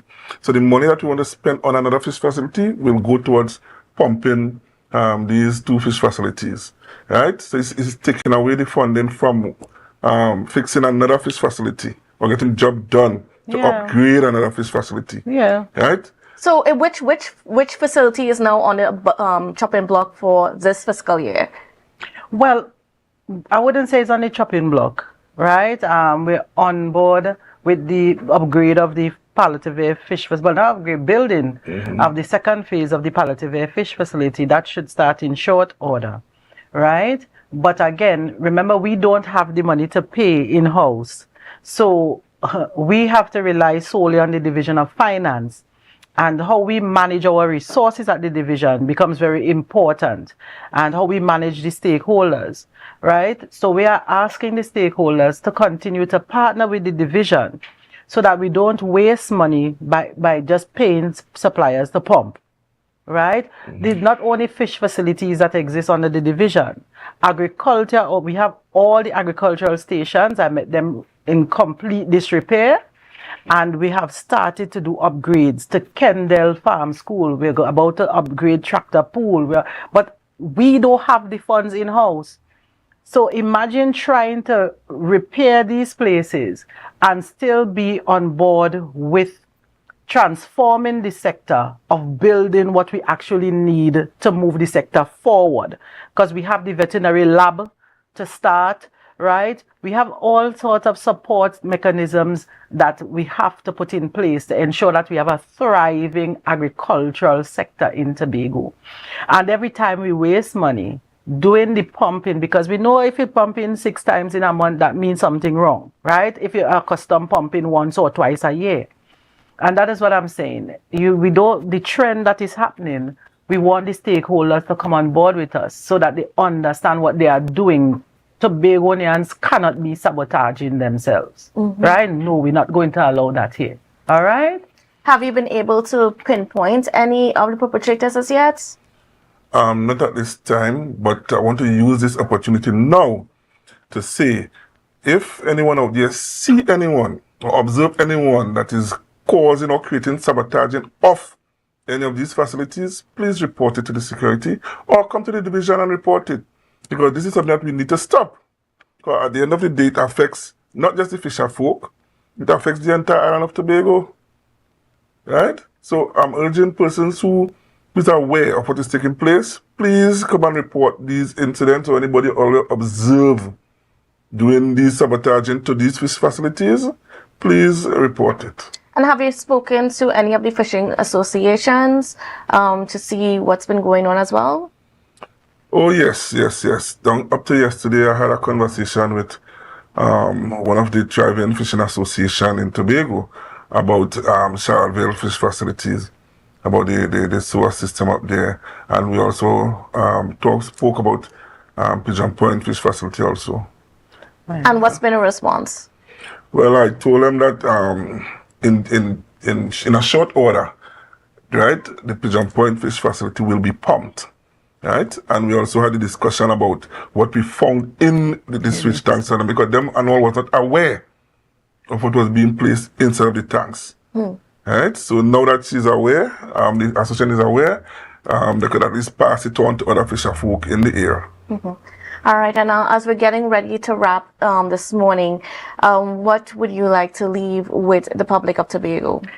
Well, I'd like to at least update the Charlottesville fisher folk that the ice machine, right, the procurement process has been completed, and I would like to say a service provider, I guess, right, or a contractor, right, they would be fixing the ice machine. So the remarkable progress that Castara is now supplying ice to the fisher folk, very soon Charlottesville would have that by next week, right? And the Palotuvia fish facility, the second phase, the procurement process has now ended, right? And in short order, once we get the mobilization, and that part is important, once we get the mobilization, because as I said, the division relies solely on the division of finance for money, yeah?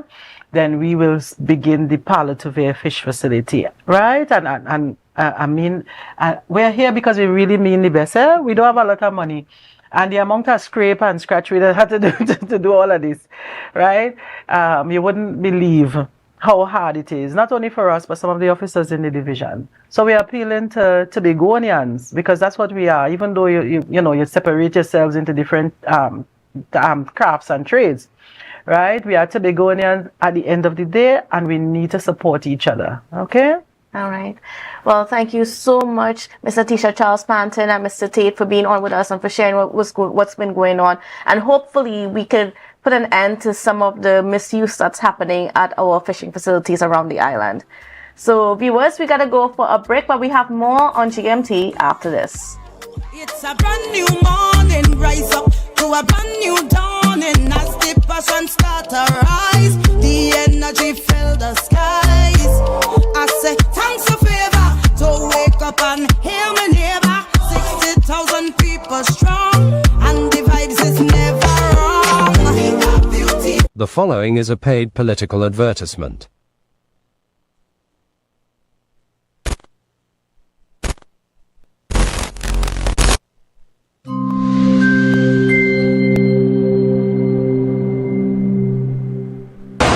On April 28th, vote for the anchor. Vote the Tobago People's Party.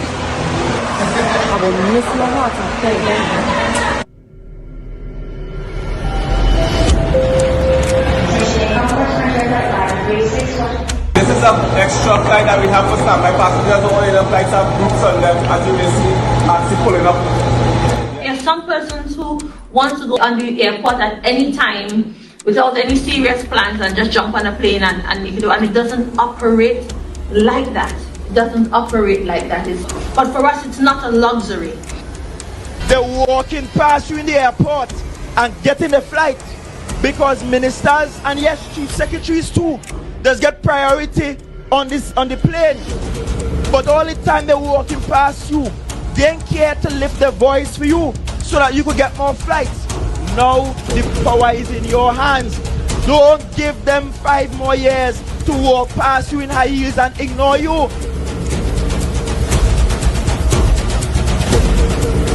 On April 28th, vote for the anchor. Vote the Tobago People's Party. Quartz is well known as the Caribbean's largest retailer, providing consumers for generations with the very best products to enhance their homes. This year, we bring our expertise to businesses. Quartz Business Solutions will serve small, medium, and large companies with the very best products at the most competitive prices, backed by warranties and after-sales support. Hoteliers, office managers, restaurants, and so many more. Quartz Business Solutions, a brand of the Unicomer Group. TNTech is pleased to advise that its Roxborough Service Center has reopened. Starting Monday, 10th March, customers can once more visit the Roxborough Administrative Building to pay TNTech bills, request new connections, and more. TNTech, powering the nation into the next generation.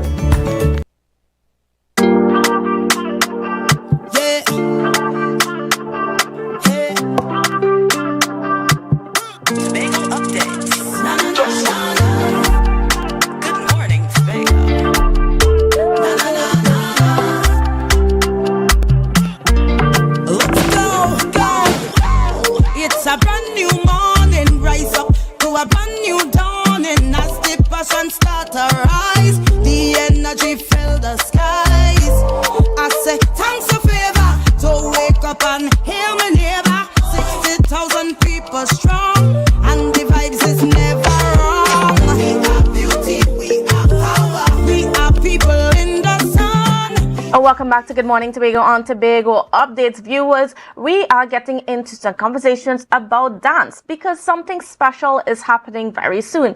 And to tell us what is happening and how you can be involved, we are being joined by Miss Rayanne Lindsay as a dance instructor and choreographer, as well as Miss Kanai Baptiste.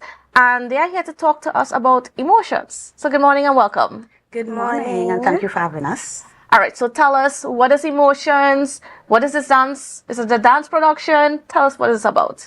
Well, Emotions, Movement of the Heart Dance Production is a dance production put on by my company, the Across the Floor Dance Company. And it is Sunday, June 1st. It is the 7th installment of the show. And it's the theme, Emotions. It's a dance production where we captivate different genres of dance, captivating it through ballet, contemporary jazz, hip-hop, Afrobeat, tap, etc., etc., etc. And the audience will feel the variety of different emotions through the dance. All right. And so tell me a little bit about, where is it happening and how people can get involved, get tickets and so on? Well, it's June 1st, Sunday, June 1st at Shore Park Complex. The tickets are any members of the dance company, myself included, as well as Shore Park has tickets. And the price is $100 early bird ticket. But at the door, once early bird is finished at the door, it's $150. Now, Across the Dance Floor has, like you said, you've been around for 7 years and you guys have grown. So tell me about that growth and being able to put on these productions every year. Right. So the company is actually in existence for over 18 years. This is the 7th installment of the show that we put on. The growth, we started off at Signal Hill School, doing shows at Signal Hill School, just a small group. And the company started at 45 students and gradually grew. Now it's over 75 students will be performing in this year's show. And is it safe to assume that young Miss Kanai is going to be one of the performances stage? Yeah, I hope so, yeah. All right, tell me about you as a dancer and what do you specialize in? What do you like? What type of dance do you like? Well, I like all the dances, like contemporary and ballroom, but I really like hip-hop. I like to enjoy like the upbeatness and the music, and the fun is like really fun. I really like it. That's great. And tell me a little bit about, what being a part of this has done for you. Well, it has helped me to grow a lot as a dancer. Of course, with a teacher like Miss Rayanne, she has helped me to grow, correcting me where I go wrong to make sure that I have the steps good. I've seen a lot of growth in myself from where I was when I first joined at 3 to all the way now at 14. Wow. So I've grown a lot. So is it safe to say that you are going to be one of our prolific dancers in the future? I hope so. Got a lot to look forward to. And of course, yeah, so she's just going to be one. So are we going to have all 75 of your members on the stage? Correct. As young as age 3. Older, I don't want to say the oldest person age, but as young as age 3, we will have quite a number of little ones, mature ones, juniors, ballroom dancing, Latin dancing, boys, girls, yeah. And I do like the idea of, theming this around emotions because, I'm not sure if a lot of people understand how much emotions play a part of dance and how much you can feel through dance. It's actually really amazing. Yeah, you're quite correct, you're quite correct. And that's why we have kept the theme from the first one all the way up. Emotions, we have not changed it because why? We express it through dance and the audience feel it as they sit in the audience. They will experience sadness, angry, excitement, laughter, joy, and quite a number of different emotions coming through from the dancers and the audience. And what has it been like, putting these productions together every year and coming up with a different choreography and so on? Well, it starts with different ideas throughout the years. Some dances start years in advance, and now it's been coming to fruition where the audience get to see it. Some is as we practice, we get different ideas, but it takes a team. I can never say it's all me. It takes a team effort to do it. We have hosts, we have the DJ, we have backstage, we have the ushers, we have the parents, we have our supporters, we have a variety of different persons that help to make sure this show is the success that it is. All right. So, and there you have it, folks. All the details that you need to know. But before we go, just remind our viewers when and where this is happening and more importantly, how they can get tickets. All right. So Emotions, Movement of the Heart, Sunday, June 1st, 2025, Shore Park Complex, Tobago. That is where it's taking place. Tickets are from any member of the team, myself included. My number 391-2816. That's 391-2816. Call me, message me. I can get tickets on to you. Also at Shore Park Complex, we have tickets as well. All right, great. Thank you so much. And viewers, we got more on the program, so don't go anywhere. We'll be back after this. It's a brand new morning, rise up to a brand new beating road. A beating road. Spirited beating road. Spirited beating road. What to do? Let us see how stick you could get. See how stick you could get. Let me see how stick you could. See how stick you could. See how stick you could get. Let me see how stick you could get. See how stick you could get. Let me see how stick you could. See how stick you could. See how stick you could get. Wet me down, wet me down, wet me down, wet me down, wet me down, wet me down. Right now I'm overeating. Wet me down, wet me down, wet me down, wet me down, wet me down, wet me down. Right now I'm over.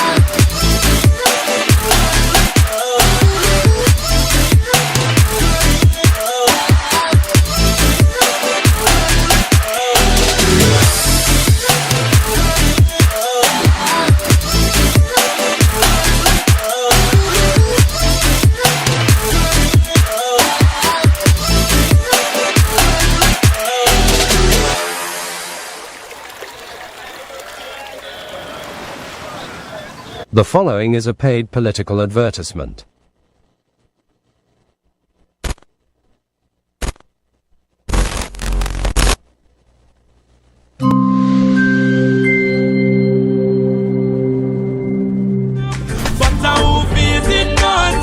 We are feeling from we little and a grow.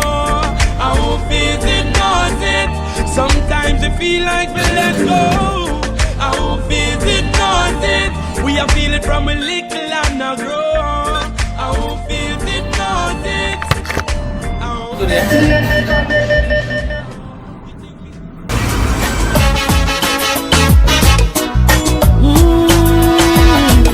The sun rises slowly over the hills. light, but still, most nights with hotels are crowded. There are days where dark clouds are shrouded. They don't smile and they never will. Only volunteers get the fill. Empty promises is what they hear. No running water from year to year. Hearts that no one desire. That if there is a Messiah, someday he hear their whispered prayer. Covered always bare and scanty. 10 people in a one-bedroom shanty. What's the cell on the pavement? No vacancy, no employment. Cattle fire cracker from gunshot. Blood does flow when things get hot. Afraid to look out the window. On April 28th, vote for the anchor. Vote the Tobago People's Party. That was a paid political advertisement. It's a different type of thing down there. Man, we party till we drop down there. With a lot of pretty girls down there. Down in Tobago. Yeah.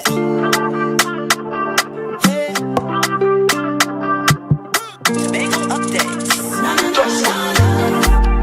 Good morning, Tobago.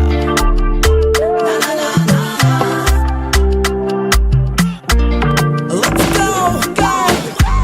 It's a brand new morning. Rise up to a brand new dawning. And welcome back to Good Morning Tobago on Tobago Updates. Viewers, we are continuing our conversation this morning with the independent candidate, the only independent candidate in Tobago for this 2025 general elections. And of course, he is going to be contesting the Tobago West seat, and that's none other than Mr. Leroy George.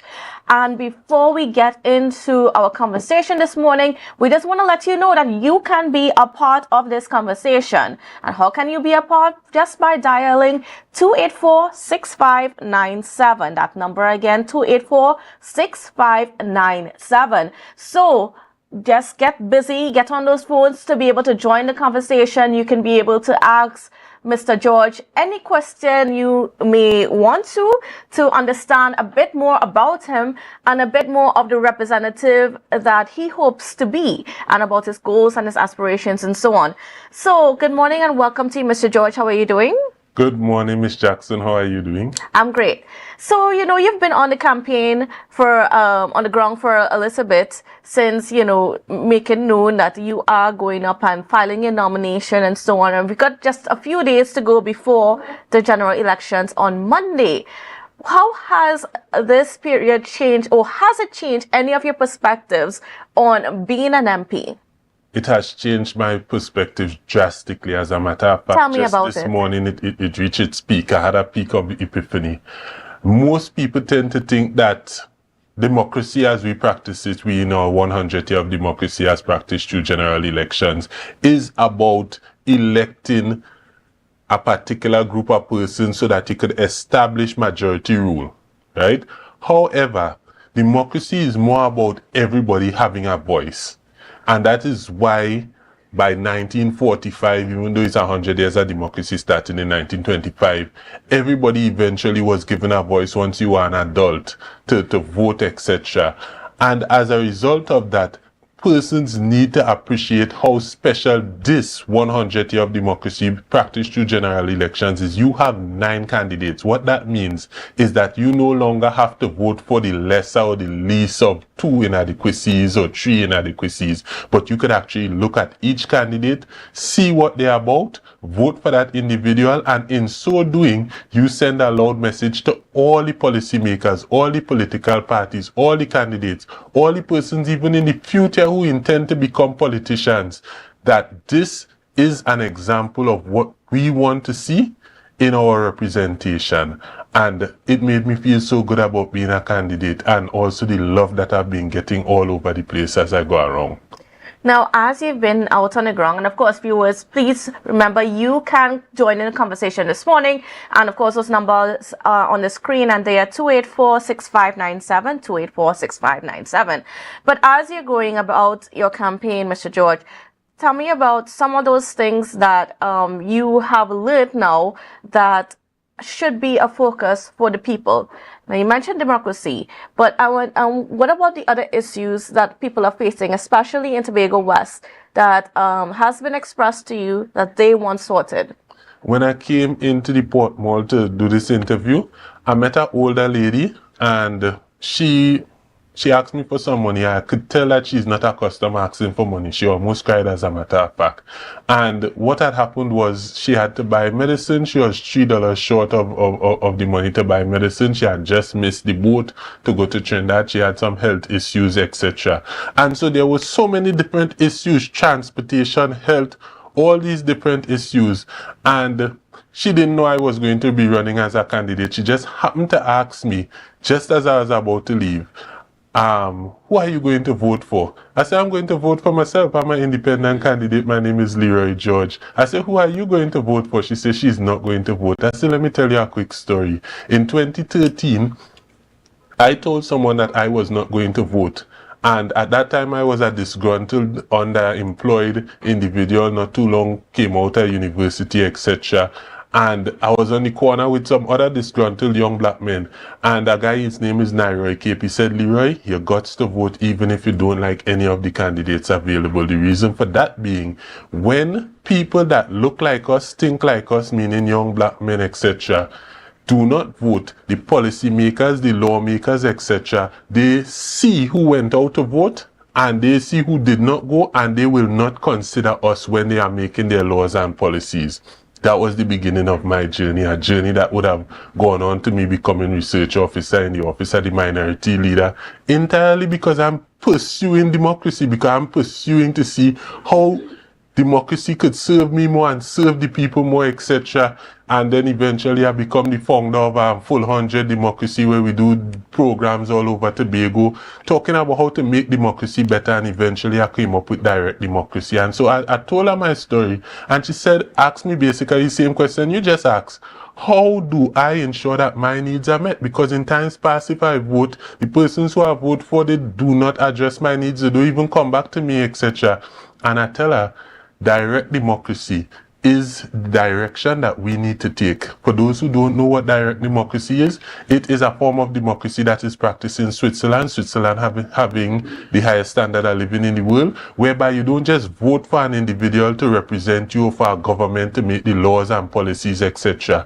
But that government, those individuals, they have to come to you before making any law, before making any policy, before spending any of the national treasury, to ask you through polling what it is you want to do. And in so doing, you are able to reach all these little problems that she told me about, because you have a direct say in everything.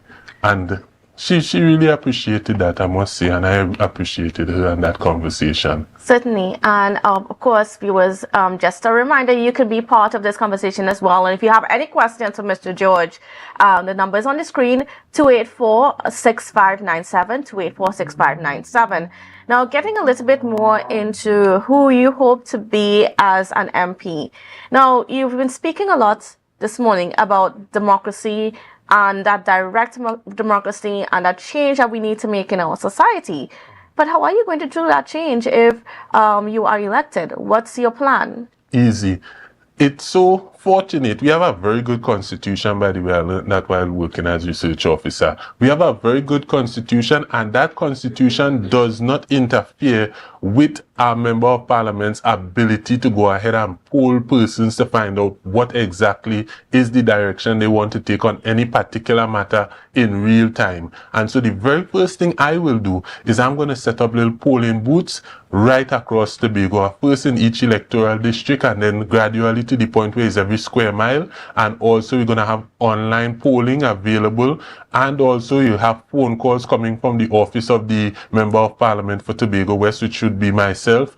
And so we will constantly be sending out pulses, you know, like how you have the neurons working in the brain. We'll constantly be communicating with the people to make sure that the changes that need to be made, the policies that need to be voted on, are customized to the needs of the people in real time. And what that is going to do is eventually it will lead to a situation whereby the socioeconomic realities of the people is greatly improve, because naturally the people would vote for things that would increase the number of opportunities for them to have jobs that reflect their true abilities, in contrast to, like me, a highly educated person underemployed in 2013 as a steel bender, etc. So you now get to shape your own economic habitat, and then Tobago eventually will become an economic habitat that is open for business 24/7. And what that means is that the gross domestic product of Tobago is going to grow exponentially,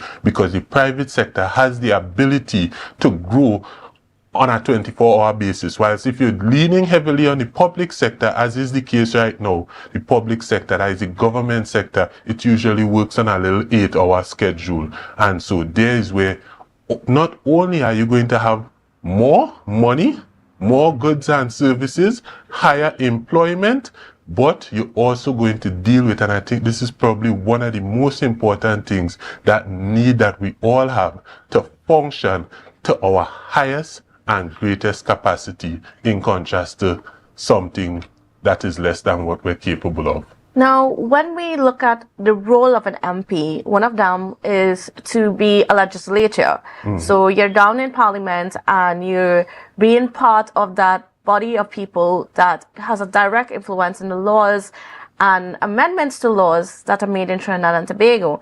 Have you looked at any of the laws, especially those that were tabled to be addressed just before the Parliament dissolved, that you are interested in and that you have a perspective or recommendation for? Yes, definitely. As I would have made mention, for as research officer, that is all I did. I would go through the legal constitution, etc., to figure out what are the solutions to the problems in front of us. As a matter of fact, the first time I ever looked at the constitution was after having a conversation with Mr. John Prokop. If that name sounds familiar to you guys, that would be the first man to have ever fully been recorded to swim from Tobago to Trinidad. He swam for 25 hours. This was long before that happened. He's one of my best friends.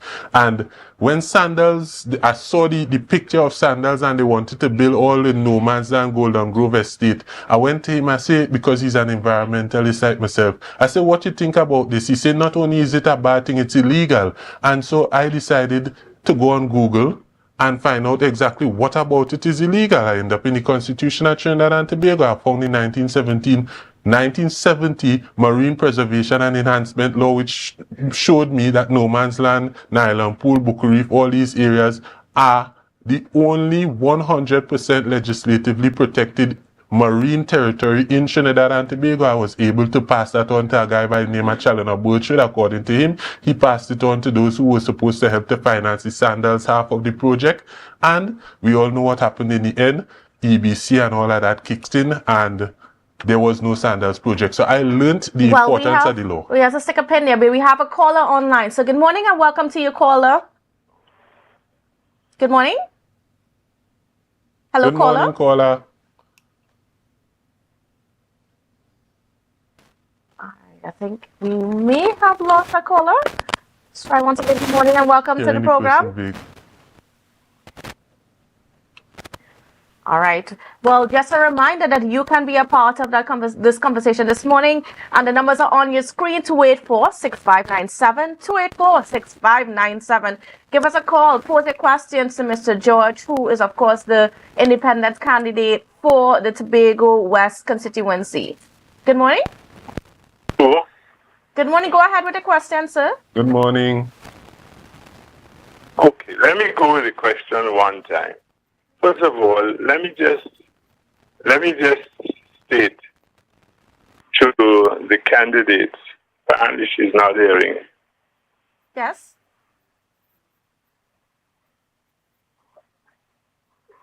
Caller, we're hearing you perfectly.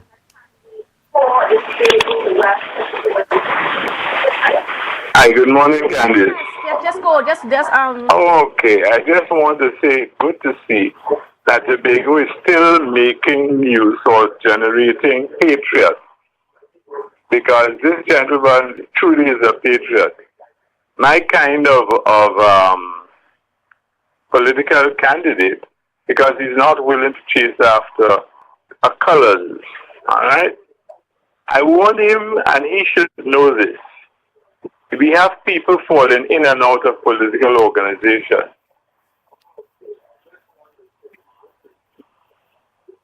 And to you, my good brother, alright, you should know this. Why did A&R Robinson fall out or cut ties with the PNF? You are in an election, a national election, and as such, you should know this. All right, Mr. George?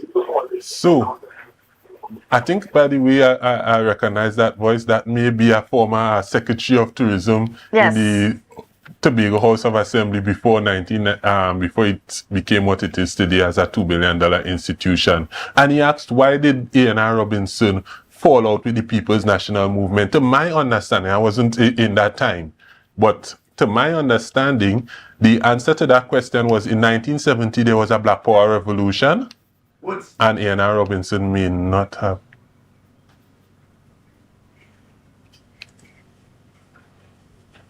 The question. Yes, do you believe that national parties should contest THA elections as a national party or as a Tobago party? Create a name, create your following, if it's the same people following, but you cannot use the foundation and the history of the national party to contest the THA election. Have a good day. Good seeing you, Leroy. Good seeing you, former secretary. All right, so would you like to respond? Yeah, so he asked two questions. The first one, why did A&R Robinson fall out with the PNM? Not a lot of people know A&R Robinson was a member of the PNM. As a matter of fact, he went up against APT James in 1956, lost, but then he won in 1958 because he was serving the PNM, and most of the smaller islands of the Caribbean wanted to be represented by the Democratic Socialist Coalition, which included the People's National Movement. And then A&R Robinson just being our representative from then till I born and deep into that. And what happened was in 1970 there was a Black Power Revolution, and A&R Robinson was not satisfied, it appears to me, with how that situation was handled by the then government, the PNM government. And so he would have separated himself in part as a result of that. Also in 1963, Tobago would have been hit by Hurricane Flora, and of course once Tobago was hit by Hurricane Flora, they brought something into our socio-economic ecosystem that wasn't there before, that is make work systems. Back then they'll call it the Prime Minister Special Works, today we call it CPEP and URP. Basically, whereby instead of work being a source of producing goods and products, it's really just there to keep persons from becoming idle. And as a result of that, Tobago became very dependent on the government system or the government sector, to the point where today is about 70% of Tobago works for a government system. If we were an independent nation, that would put us in top 3 most dependent on the public sector, and that is not a good thing. And we just got just less than a minute left to go for the program, Mr. George. So if you could just wrap. Yes, and so his second question was, what was his second question? It was, why did A&R Robinson leave?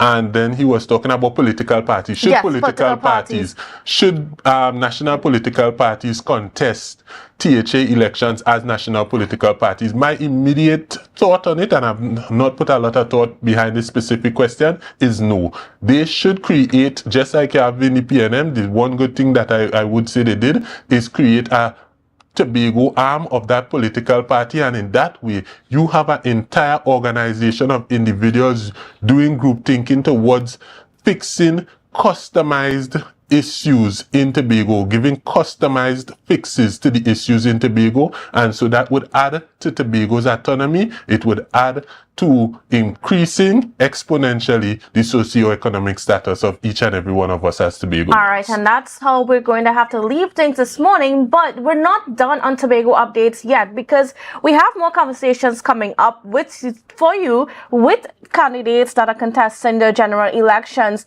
And so you want to stay tuned to Natalie Seeley Richardson, who is going to take us through the next hour. But for now, that's it from me. Thank you for viewing, and stay tuned.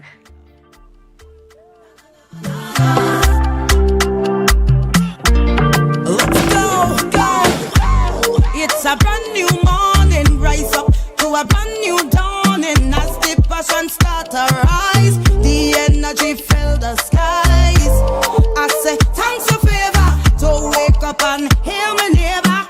60,000 people strong and the vibes is never wrong. We are beauty, we are power. We are people in the sun. We are beaches, we are rivers. We are melanated ones. We special and there is no denying. Tobago is number one. I am you and you are me. Together we stronger. Good morning, Tobago. Good morning, Tobago. Good morning, Tobago.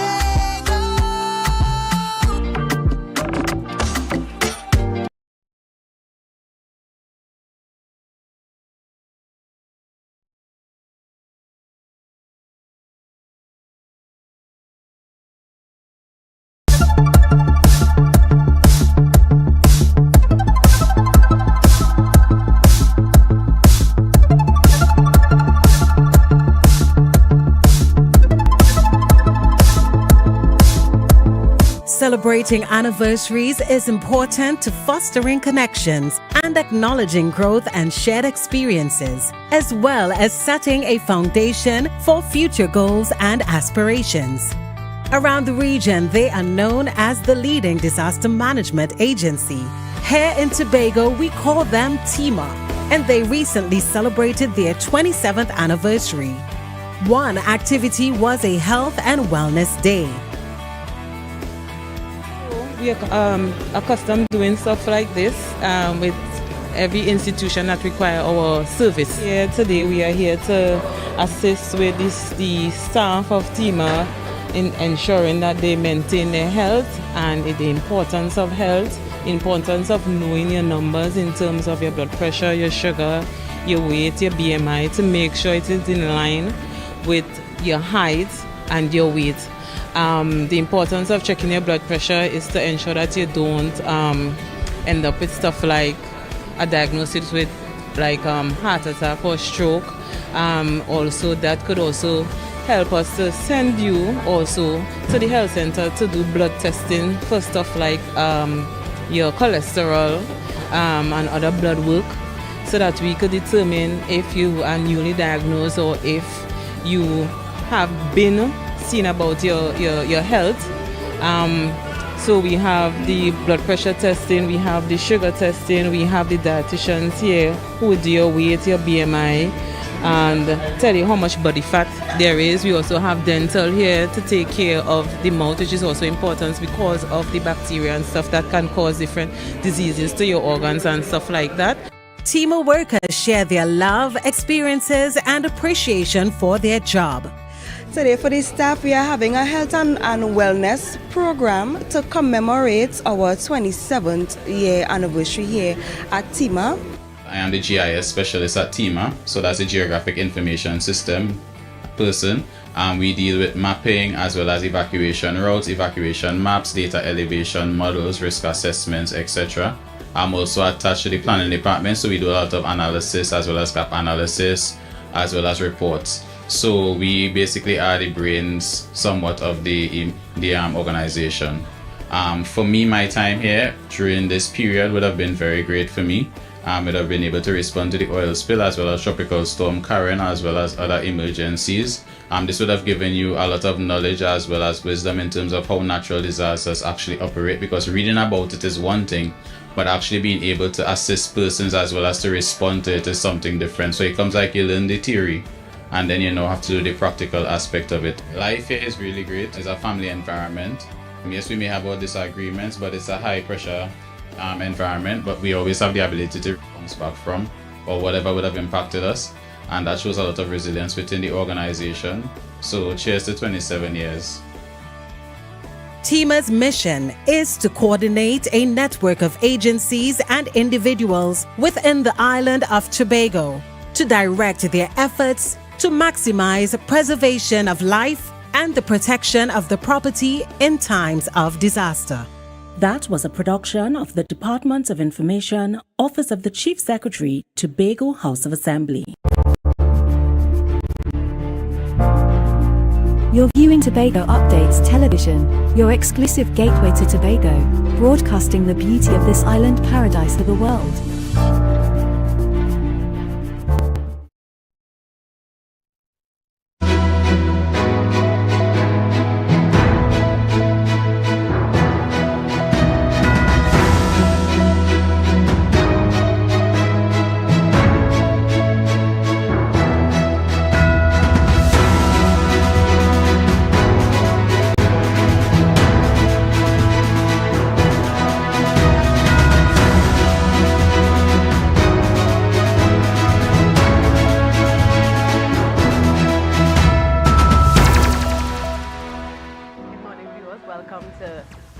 Meet the Candidates series as we continue to count down for national elections 2025. I am your host, Natalie Seeley Richardson, and you are viewing Tobago Updates. It's the best place for you to keep abreast and know what's happening as we all prepare for Monday, the 28th of April, 2025. And you are looking fight for West and East. And this morning, we have another candidate who is sitting with me, and he is Mr. Wade Caruth. Good morning, sir, and welcome. Thank you for having me. Good morning to you, Natalie, and good morning to Tobago and Trinidad and Tobago by extension. And Mr. Caruth has offered himself for Tobago, Tobago East? Yes, because we met his colleague yesterday, Miss Clark. And today we have the opportunity to sit with you, Mr. Caruth. And before we get into the heavier part of the conversation, there are many people who may be viewing and have no idea who Mr. Caruth is. All right, so let's start our conversation there this morning. Where did you grow up? Tell us a little about you professionally, so we can start there this morning. No problem at all. Well, as you say, my name is Wade Henson Samuel Caruth. Henson was my grandmother's middle name, so they bestowed it upon me as well. So you're carrying a legacy there. I am. And my mother gave me Samuel. I spent a lot of time growing up in Argyle and Glamorgan, where my family is from, the Caruths. Mainly my father and my grandfather. Most people in Argyle would have known my father. They called him Bully. Okay. But he wasn't a bully. Right. But he used to play football, and he was a strong thoroughbred. guy. Yeah, a thoroughbred guy. Yes, a thoroughbred. My uncle Kenneth Caruth, he had a garage on Glamorgan. So I spent a lot of time there in my childhood. Eventually, I moved with my mom to Plymouth, where I went to primary school. At primary school, actually, funny story, I came second in tests at my first exam. And subsequently, throughout primary school, I came first in tests. All right. So they always, had these high ambitions and high hopes for me. Yes. Always sending me to all competitions. Right. And, they would ask children, what do you want to be when you grow up? And even as a 5-year-old child, my response was, I want to be the president. At the time, I didn't understand it. Yes, So and that's what we hear, president. Yes. yeah, I said I want to be the president of the United States. Yes. Because I didn't fully grasp it, but I knew deep down that at that time, I would see vagrants, you would see people begging, people in half of clothes. So I'd ask my mom, why people suffering? Why are they going through this? And she'd be like, because they don't have food or they don't have money. Right. And as a child, it always confused me. Right. So growing up, I pursued my education at Bishop's High School, where I excelled more in the social aspect. I excelled more in curricular activities. I played football, basketball, involved in Spanish club and various co-curricular activities, as well as still keeping my academics up. After high school, I graduated Bishop's with a distinction in maths, 1 in English, and 4 other subjects: social studies, economics, technical drawing, and Spanish. Right. I further went on to do A-levels at UWI Open Campus, which is at Signal Hill, as you may know. I further then went to University of the West Indies in Trinidad, St. Augustine, where I pursued agricultural business management. Because, I always figured, what does Tobago need? And I always thought agriculture should be something we really get back to. So I figured agri-business management would help bring agriculture into the modern age. And we will come back to that topic of agriculture, because I think you cannot have a conversation about Tobago and not talk about agriculture. Absolutely. Let's talk about your transition into the politics. Is it that you have always been someone, advocating?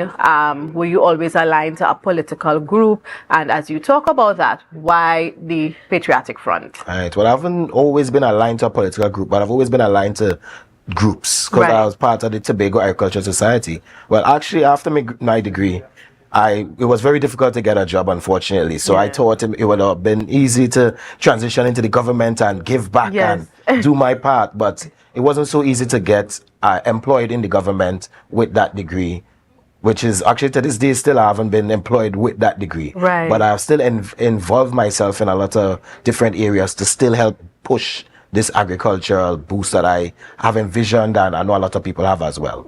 So being part of the Tobago Agriculture Society, I also am an avid writer. I do spoken word and write songs. So I joined the Tobago Writers Guild, where I am the assistant treasurer. Right. And, you know, we are a group that really want to see Tobago develop, especially the creative arts is concerned and agriculture is concerned with the Tobago Agriculture Society. Right. So these involvements kind of positioned me, not politically, but socially. And I guess political parties would have been eyeing it. And now I see the elections coming about. I scan in the political landscape to see, you know, who really has the best interests of Tobago at heart. And my eyes laid on Miss Michaela Pandey. And I started to listen to her and understand, you know, her methodology and her ideology going in towards politics. And I started to, you know, align with her because I felt that the other parties, you know, they still have this party politics type of style going on. This only election time they should be present style of politics. Oh, let's spend a lot of money for elections, but let's ignore the people for the next 4 years. Right. So I aligned with Michaela Pandey's party, and so it happens that I was selected as the candidate for Tobago East. And why I would say the Patriotic Front, not only because of the leader, but because of the mandate and the philosophy of the party. It is branded as a humanitarian party, meaning it's not just about us, it's not just about the party, but it's really about the human development on a whole. And that is one of the main pillars of the Patriotic Front. And when you analyze even the terminology, patriots is someone that is willing to fight for their country. Right. And I definitely believe I am a patriot in that realms. And we are on the front lines doing it. We are on the front lines defending this nation. Right. So we hope that people would trust us to give us that representation so we can really definitely fight for them with the powers vested upon us by the nation. And looking at, you know, the political landscape, do you think that a party that is born in Trinidad can really facilitate the needs and understand the needs of Tobago? Absolutely, because it's a national party firstly. And then when you have representatives like myself and Ms. Clark, who will champion the cause of Tobago with our other 35 candidates in Trinidad, because we have 37 candidates in this general election.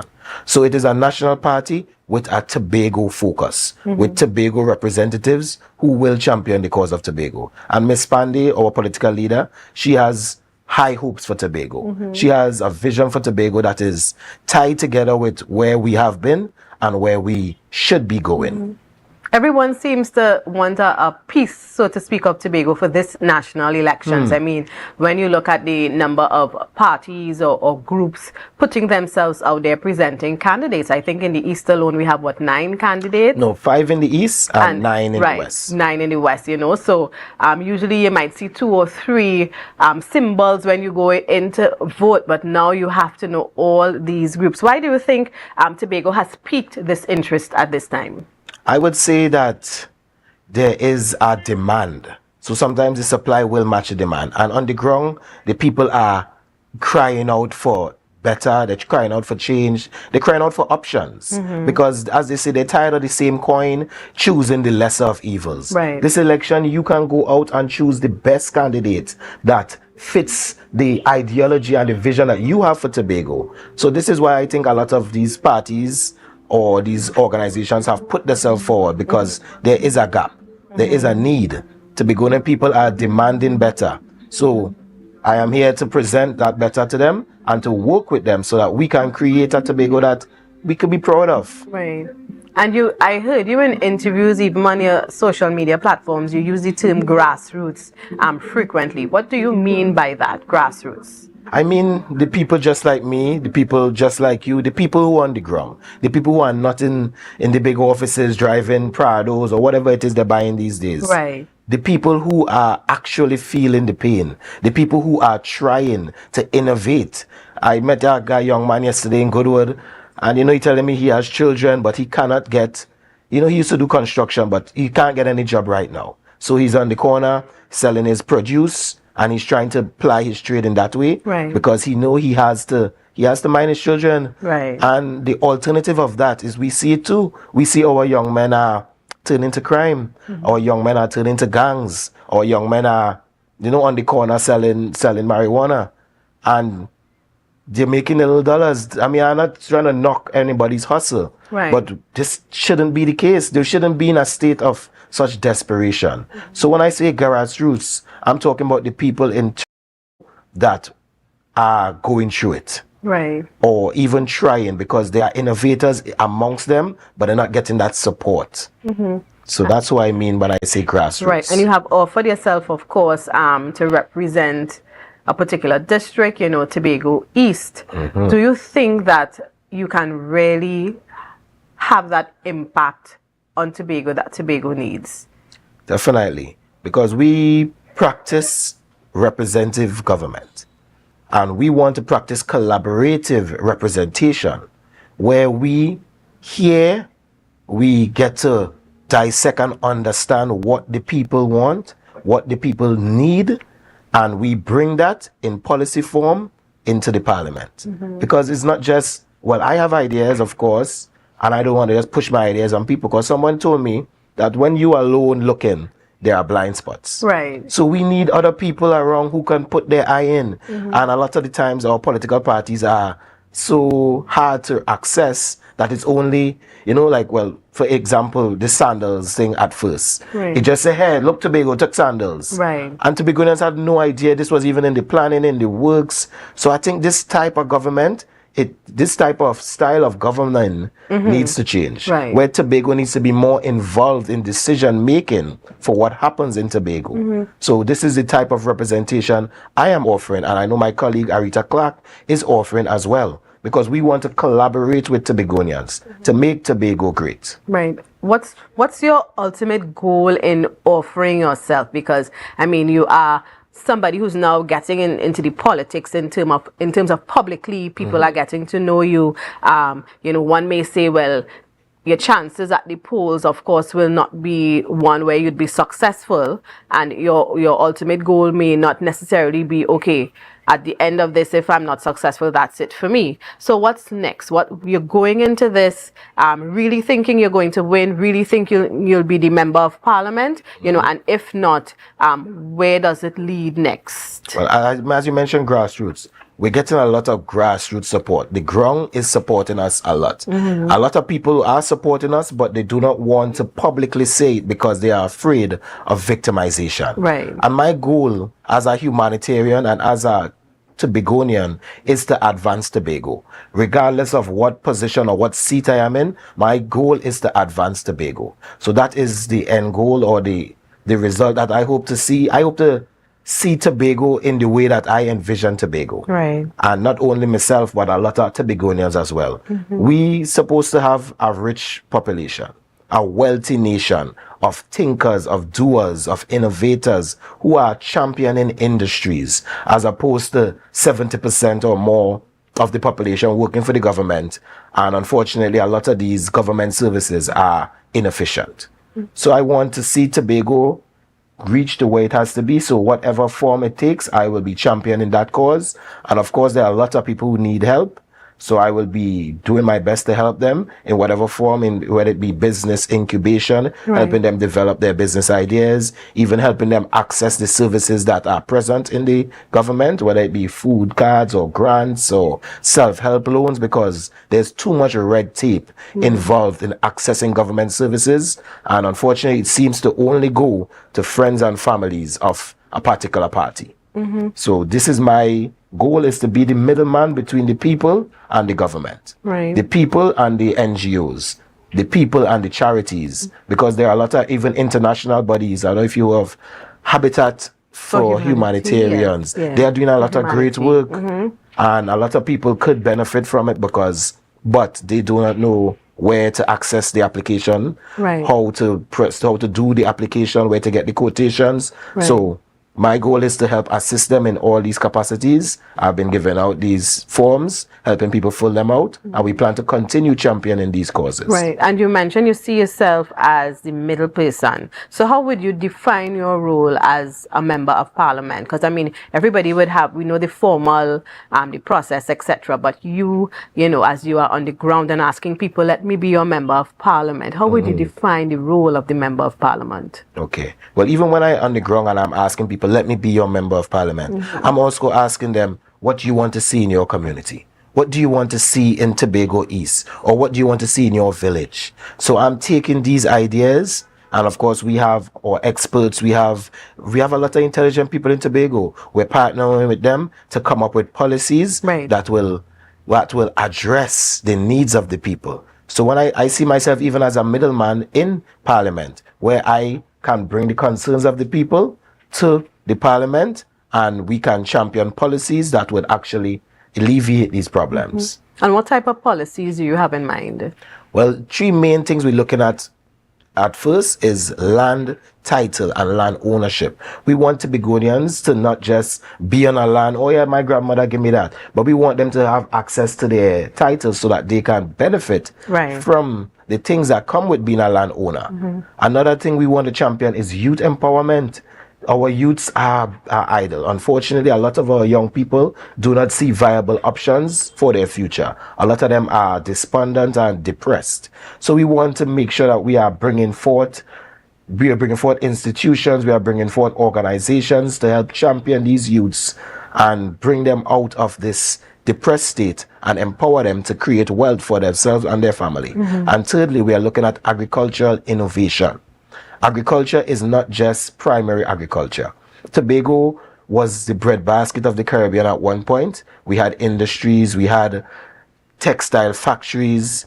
Where are these things now? So we need to bring back industries in Tobago. We need to bring back things that can generate a higher GDP for our nation, as well as create proper employment for our citizens. Not just URP, CPEP, they have their place, but we need to have our citizens be in high power jobs that could really create wealth. Like for one, cocoa. Our cocoa is one of the best in the world. But what are we doing with it as a nation?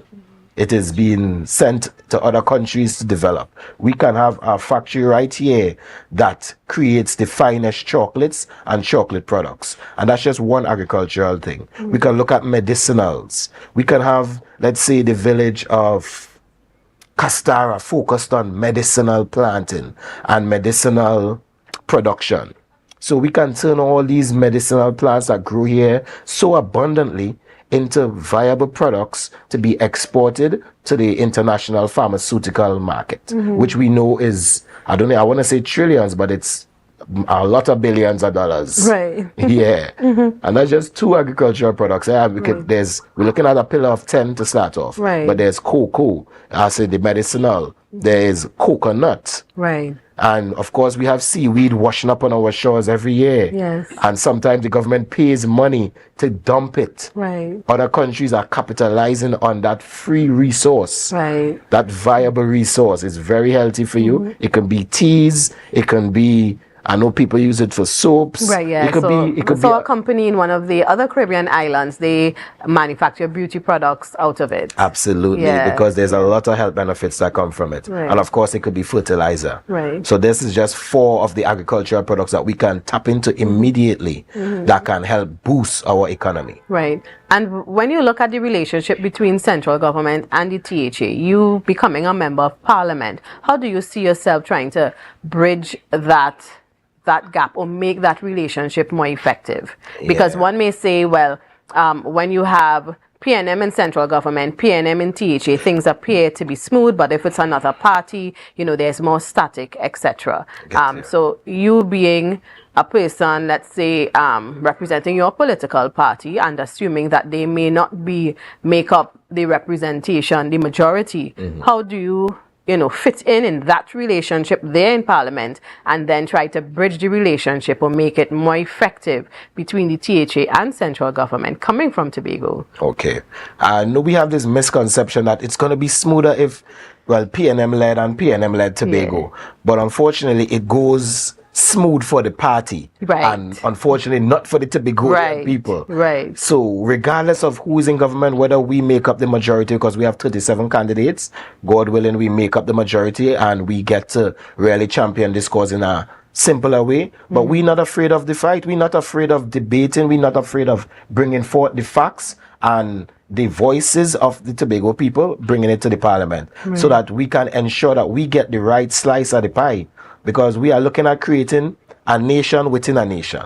Tobago needs to be a striving nation. And one of the things we are advocating for is that we dismember this type of, it's in the books that where we have a ward. We are a ward of Trinidad. Yeah. We need to become a state within this striving country. And we see it represented in the United States, where each state is responsible for their resources and their allocations, and they have a governor managing it and so on. We can also establish that type of system here in Tobago, where we are not so dependent or a ward of Trinidad, but we have a level of independence and self-determination. Right, and unfortunately my producer is telling me we are out of time, because I really would have liked to go more in depth in that issue, but unfortunately these things do happen when you talk about TV and airtime. But I would allow you, Mr. Karut, to talk to the viewers who are listening, and we know that some people have not made up their mind as yet. You talk to the people and you tell them why that you deserve their vote and that opportunity to represent Tobago East. Okay. Well, Tobagonians, Tobago East, I want to let you know that a vote for me is not just a vote for me, and a victory for me is not a victory for me, but it's a victory for Tobago. And it's a victory for the grassroots. It's a victory for your voice. So don't vote for me, vote for yourself. Vote for the heart. Let us create a Tobago that we can be proud of. Let us work together and develop a Tobago that can be once again be a breadbasket, that could once again be a champion for what we believe in.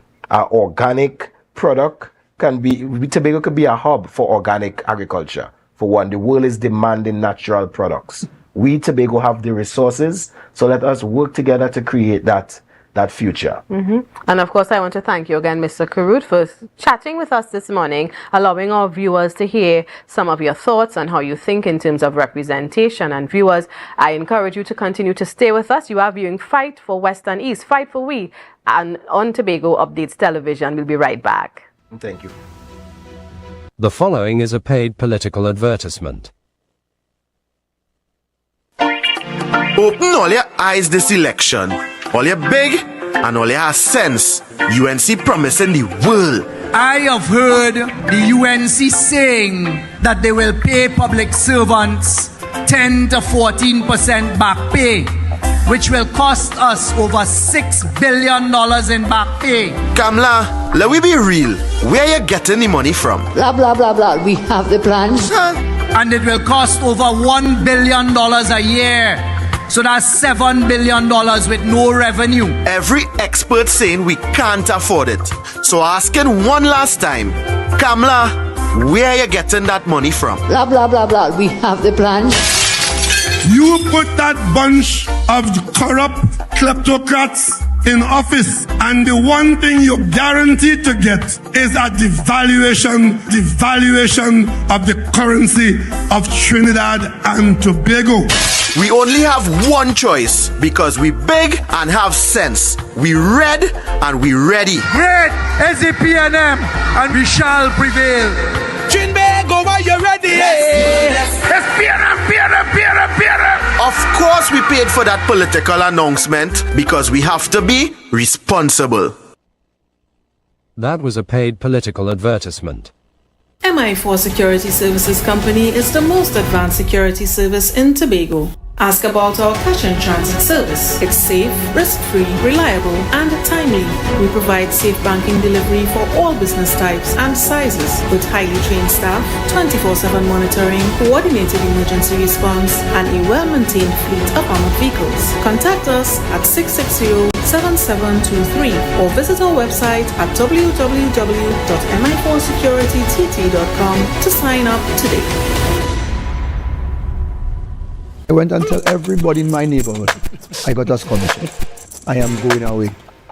And then the coach got fired. We're diving deep into sports scholarships. It had no secret sauce and what it takes to transition from the local scene to an international playing field. You have to log your hours. I was turned down 4 times.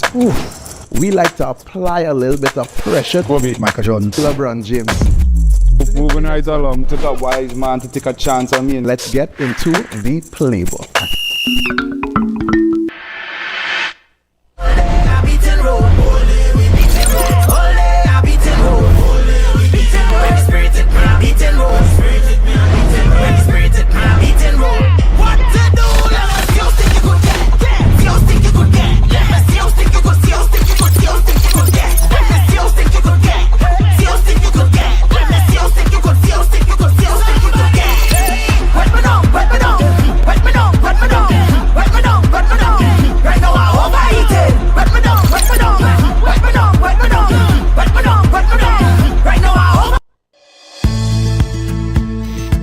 TNTech is pleased to advise that its Roxborough Service Center has reopened.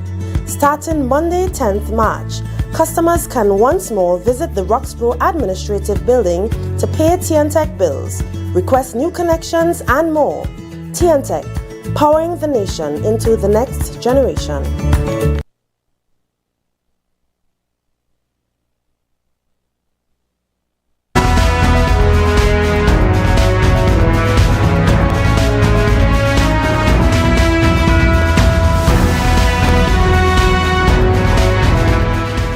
Welcome back, viewers. Thank you for staying with us. I am Natalie C.D. Richardson, and you are viewing Tobago Updates as we count down to General Elections 2025. And you are viewing this week's series created just for you to keep you abreast and to allow you to meet some of the candidates. Fight for Western East, fight for we. And this morning, sitting next to me is Mr. Curtis Douglas. Good morning, sir.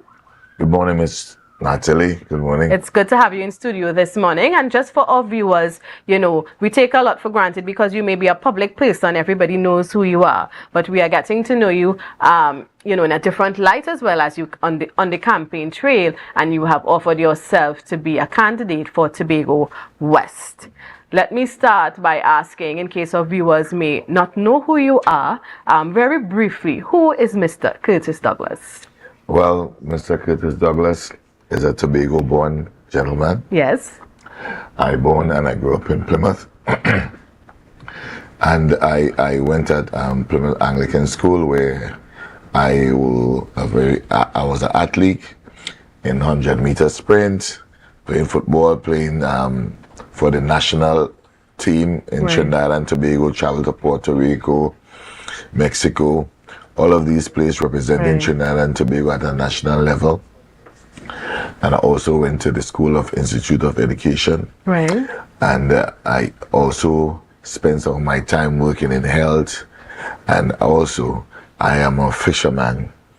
And I also spent over 10 years in England, further some studies in the health sector as well, and also in the marine sector.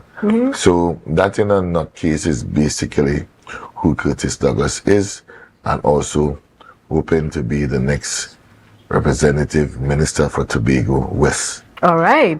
And tell me, you have publicly aligned yourself with the PDP. Why that political party? That political party is, you know, is the first and only true Tobago-based party, meaning that party does not align itself with any other party in Trinidad, because for years after I checked the landscape and was guided by Mr. Oshier Charles' advisors up in the ranks, and I would have paid attention to the dynamics of how things are being done. And what this party demonstrates is that this party is based on Tobago, for Tobago, by Tobago. So any decision have to be made by Tobagonian, for Tobagonian. Because for the last couple of years, what we were seeing is political parties outside of Tobago and not necessarily Tobago based. We are more like, the rest of parties are more like friends or connected to Trinidad. This is a Tobago based, Tobago Funk party, and it's also Tobago driven. So being a Tobago person, I believe and I know this party is a party of truth, and there is no other party to represent or I should associate or align myself with more than this Tobago based party. Why do you think so many persons, especially when you talk about Tobago party, what is the fear of having a Tobago party be aligned with another entity? It's not a fear, it's about wisdom. So in case to those who don't understand, we've been aligning ourselves with Trinidad parties for the last 30 odd years, and Tobago hasn't benefited anything significant. So we must pay attention to how and who to align yourself with. I'm not saying alignment is bad, but they must understand the whole demographic of alignment. Tobago has been selling their rights to Trinidad for years, but as being a sole Tobago party, we must be able to stand independently. We can't talk independent and looking to be alignment with people. Tobago people must speak, and Tobago people must speak independently. Tobago people must not be influenced by outside entity about how they should structure and how they should build and curve their future, more so the lives of our children. So that is why it is important. I'm not condemning, but those who have the vision would be able to see, and those who cannot see far will not see. So I'm just here to open the eyes and open the ears. Tobago-based party must be able to be run and to be advised and driven by Tobagonian. Because what they did not understand, and they didn't understand clearly, when the history would have shown, when they have a voting in the parliament, right, is the boss instruct them to vote. But when you have a Tobago-based party with 2 Tobago representatives, any voting, if we do not vote on it, any bill should be passed. That bill will not be a Trinidad and Tobago bill. Right. That will just be a Trinidad bill. Right. Until we vote on that bill, then it will be a Trinidad and Tobago bill. Mind you, I just want to draw an example about that same incident. We would have aligned ourselves for the last 10 years with a political party in Trinidad. And they would have passed a bill in the Parliament of Trinidad and Tobago, making it so that fishermen cannot carry gasoline in the back of the vehicle. Mind you, there is no jetty, there is no gas pump station on any jetty, but they make it that unlawful. But when that was done, there was no one to stand up to represent Tobago. And this is what we are talking about, the alignment. They just only vote yes to that, not taking into consideration, not having a voice, because they sold their voice to the leaders in Trinidad. So I'm saying, if we had the opportunity, that bill would not pass with our vote. Would not, because we know Tobago do not have the facilities. The first thing before you do what we should have done as a government is to ensure that Tobago have the facilities, and when that facility is in place, then you can vote. And that is all about the alignment process. Right. And I hear you, given that example with the bill, it would not have been supported by Tobago, but would it not have been passed still, even without Tobago? No, there is no, I want to explain to you, a lot of people do not understand how the process works. Right. There is no Tobago alone, and there is no Trinidad alone. Right. There is only Trinidad and Tobago. These 2 seats represent Tobago. Right. And those other seats represent Trinidad. And if we do not vote on it, that is not a Trinidad and Tobago bill. That is only a Trinidad bill. But it still becomes law. It cannot become law for Tobago, because it is at Trinidad Bill because we 2 seats represent who we are and speak for the people in Tobago. But if the people in Tobago does not speak on that particular issue, they need to have it reviewed and go back because Tobago had not. Because, okay. And I understand where you're going with it because that will be the ultimate goal, and then we can have a conversation about why, in whatever form you may call it, whether it's autonomy, etc. But in terms of, even if you, as a member of parliament, you came up, you had your white paper, whatever, green paper as they call it, you go through the whole process, you're presenting, and this bill needs to be passed, right? Or it's presented and has to go to the different, levels, whether it's the Senate, the Parliament, etc., to get it, following due process. And as you say, so let's say it doesn't get the vote by the others. Let me explain something to you, and I want to explain to the people of Tobago and to all all our followers and listeners. Right. Once you run for election, national election, especially, I'm speaking directly with the 2 seats in Tobago. Right. Your sole interest is no longer any political party. Be clear. Right. It have nothing to do anymore with political party. Your sole interest and concern is to represent the people of Tobago. Should be. And if you do not partake in that, Tobago has no representation. It's as simple as that. But you see what happened? The way the people had been programmed over the years, they did not take time to understand the mechanism in which creates the ability for the machinery to operate. For example, I want to draw this example. Sure. Mr. Chavez, PDP win election in the THA. Mr. Chavez got in under the PDP banner. And he say he's independent. You understand? He is independent. Now, that in itself is wrong. Because when I go up under this banner, I go up to represent the party and also the people. Right? So when I vote in Trinidad, I'm voting because Tobago must benefit from every thing that the parliaments bring. And if Tobago is not benefiting, then Tobago have a voice. And how do you see your role as member of parliament? Through your eyes, you're campaigning, you want the people to vote for you. What's your definition of the role of a member of parliament? A member of parliament is what I would have just said to you. A member of parliament, Tobago, my main concern is to represent Tobago. Right. So you will find under the PDP, right, who is the train machine that take me to the parliament. Right.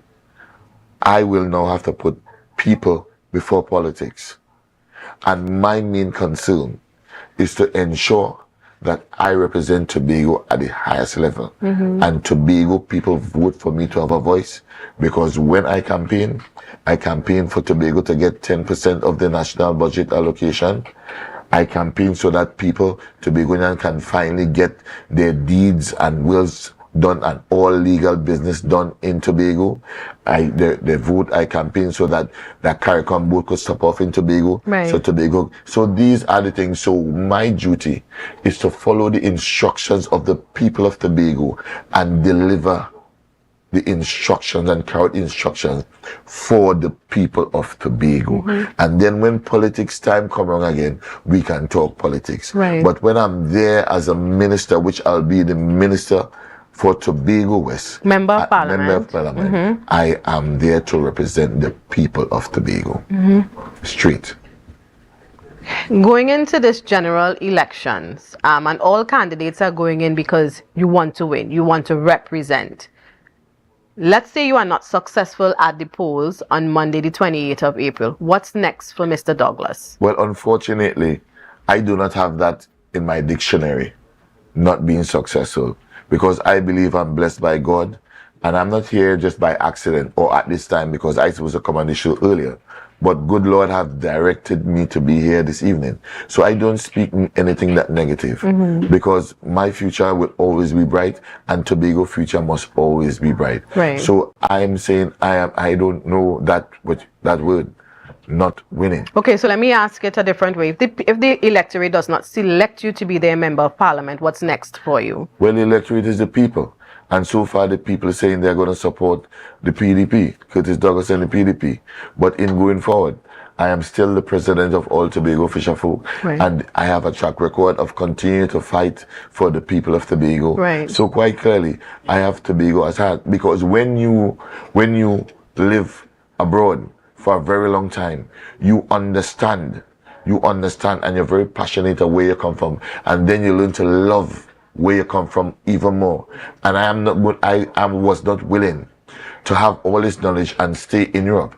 I came back home so I can share so that my people can advance and I can pass on that knowledge, because quite frankly what I'm saying, a lot of people go abroad and they do not come back home, and when they grow they don't bring back that knowledge. So I'm saying I am here to also share with my brothers and sisters in Tobago. Right. And how has been your experience on the campaign trail thus far? Well, my campaign trail experience is about mixture between sweet and sour, because when I walk some of the road, I can't believe that the level of poverty and unemployment in Tobago is that high. Right. I'm still seeing people using out toilet, better known as latrine. And I'm still seeing people don't have running water in the home. I'm still seeing people who are disabled that are being forgotten. So I'm still seeing people that are crying for basic necessities, and knowing the fact of all those 40-foot pipeline that pumping the gas as we speak straight to Trinidad and making billions of US dollars. I can't believe we are here in Tobago undergoing these little meager things.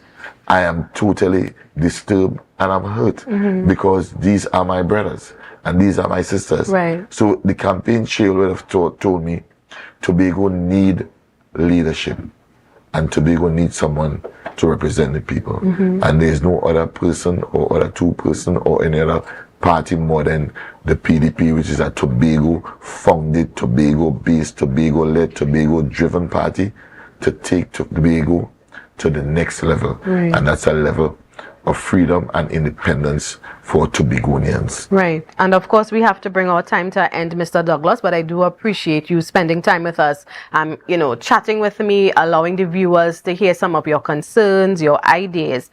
And I would allow you this time just to talk to the viewers. Someone is listening and they haven't made up their mind as yet. They are still open, listening to what candidates are presenting. So I would allow you to speak to that individual and explain why you are the choice for Tobago West. Well, basically, I didn't start my campaigning 2 years or 3 years ago. If you Google me, you'll see I've been fighting and advocating for the people, right? Even in the oil spill. And I'm the individual, I don't like to blow my horn, that makes sure that Tobago and the people in the oil spill get $50 million come to ensure to pay the people of Tobago, even though that was not done. All up to now still. Mr. Chavez and his team still owing me and owing ACFA, the Fisher Folk, a lot of money. But we are not here to talk about that. Right. I am here to tell you, I am the fit person, and I'm going up with the true Tobago party that is founded by Tobago. And for the first time, you will have a Tobagonian that is not associated, not affiliated, or influenced by any outside person or any outside influence. We must be able as Tobagonian to stand independently, and we must also demonstrate that Tobago people are intelligent and we are brilliant in whatever we do, because history would have shown we would have produced, if not some of the most and the brilliantest prime ministers in Trinidad and Tobago. And given a chance, I will show the people of Tobago what representation is and what a minister of Tobago or a member of parliament for Tobago West would demonstrate how to get things done for Tobago by not selling out Tobago. I don't have to go down there to sell out Tobago, because I have a child here, I have grandchildren. And I know the decision I make in that parliament determine the future, not only my children, but your children. So give me the opportunity to correct the wrong that was made over the years in parliament, and I will show you how and why they didn't tell us the full truth about how Tobago is important. Because I want to tell you all a little story, very short, is a message. Tobago is is the richest, smallest of the island in the Caribbean. Tobago is supposed to be the envy of the Caribbean. Tobago have natural gas worth over $360 billion. But what have we benefit from it? Nothing. Give me the chance to ensure that we in Tobago have the right set of budgetary allocation so we could have our own university, we could educate and build a better Tobago, but we must do it together. Thank you so much, Mr. Douglas. And viewers, thank you for staying with us. We're not done as yet as we continue to fight for West and East. Yes, it's your opportunity to hear from these candidates. And I know many of you are trying to follow up. You are still making up your mind, some of you. And this is the place to be, Tobago Updates Television. We go for a quick break, and when we return, we meet the other representative for Tobago. It will be for Tobago East, representing the PDP. So we meet Mr. Douglas' counterpart. So stay tuned. We'll be right back. Quartz is well known as the Caribbean's largest retailer, providing consumers for generations with the very best products to enhance their homes. This year, we bring our expertise to businesses. Quartz Business Solutions will serve small, medium, and large companies with the very best products at the most competitive prices, backed by warranties and after-sales support. Hoteliers, office managers, restaurants, and so many more. Quartz Business Solutions, a brand of the Unicomer Group. When the you don't want to miss the best moments. With AMPLIA TV, you can enjoy our ultimate sports package and watch your favorite games on the go. Stay connected and informed with sports news, scores, and stats with AMPLIA's fastest internet speeds. Up to 1 GB fiber internet, you can stream riveting football action, cricket, NBA games, and much more. With AMPLIA, it's game on. Visit amplia.co.tt or call 800-4663. AMPLIA. Do more, live more. Rotisserie, mouth-watering fries, salads, combos, and specials galore. Feeling for something to eat? Come and see. Our rotisserie is seasoned to the T. Kicking chicken, masala, and jerk roast. Crispy fries made from scratch. Who do you know can beat that? Or salads freshly cut and packed. When you taste it, you'll be wanting to come back. So come check us out on number 2 Robinson Street, Uptown Scarborough, Tobago. We open on Saturday nights from 7:30 to 11:30 p.m. Monday to Thursday, we're open from 10 a.m. to... The following is a paid political advertisement.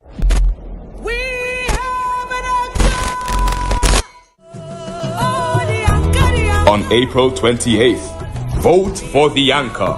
Vote the Tobago People's Party. On April 28th, vote for the anchor. Vote the Tobago People's Party. On April 28th, vote for the anchor. Vote the Tobago People's Party. That was a paid political advertisement. I went and tell everybody in my neighborhood I got a scholarship. I am going away. And then the coach got fired. We're diving deep into sports scholarships. It had no secret sauce. And what it takes to transition from the local scene to an international playing field. You have to log your hours. I was turned down 4 times. Oof. We like to apply a little bit of pressure. Michael Jordan, LeBron James. Moving right along, took a wise man to take a chance on me. Let's get into the playbook.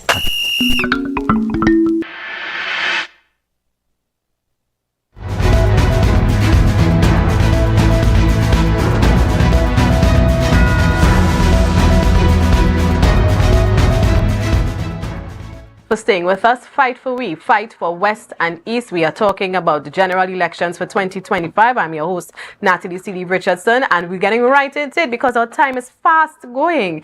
Mr. Watson Duke, political leader of the PDP, Progressive Democrat Patriots. Good morning, sir.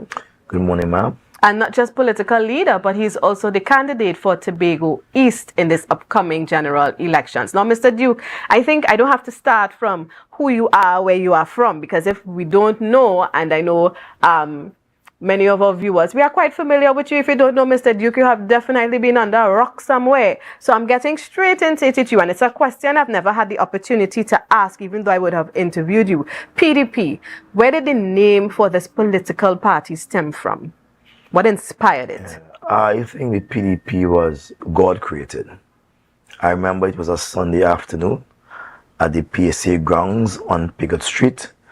We gathered about 100 persons from different villages came, and we came up with the name Progressive Democratic Party. But then in hindsight, we recognized that's a name for an old organization in Trinidad and Tobago. And so someone said, let's go with Patriots.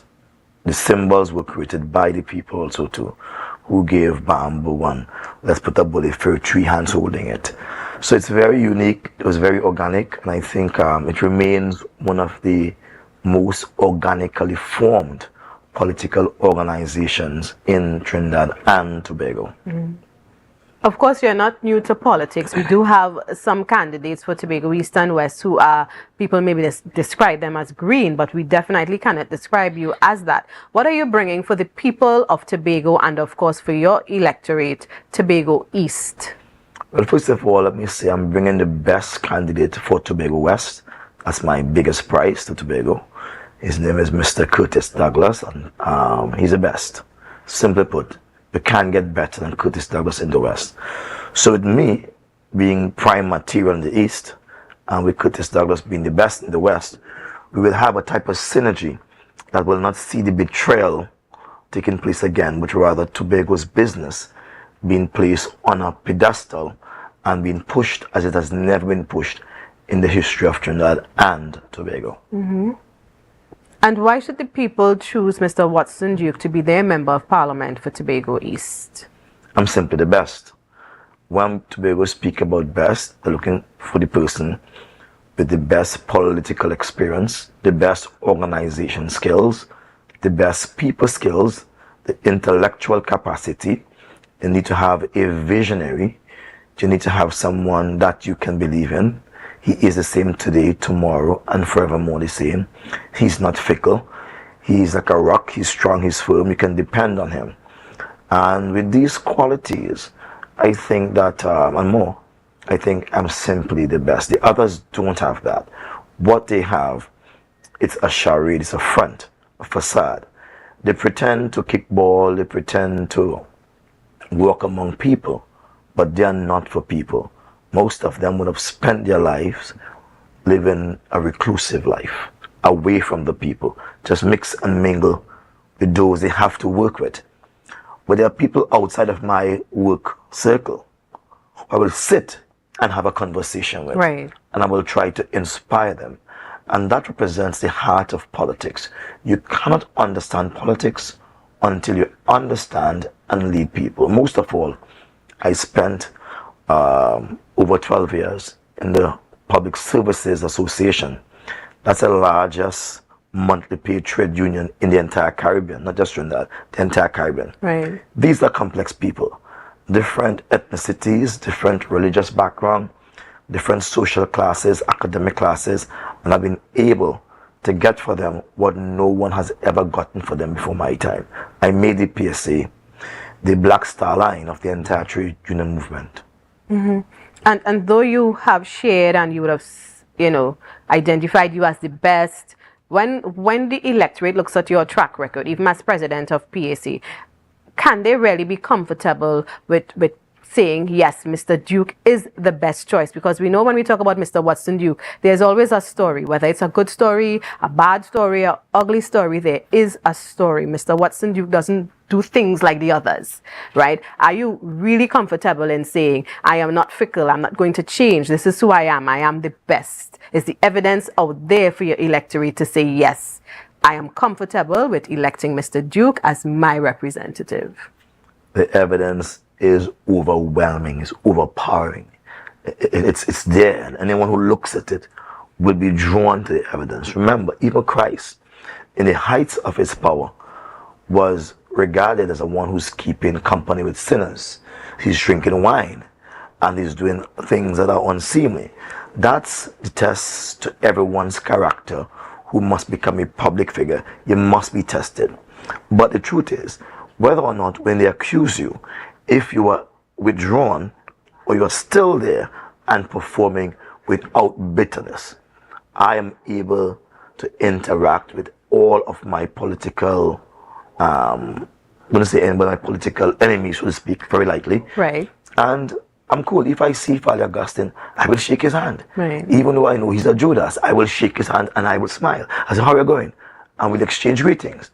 If I see Dr. Rowley, we talk. If I see Kamala Prasad, I greet her, we talk. This is a height of political maturity. Being able to interact with anyone for the common good of your people.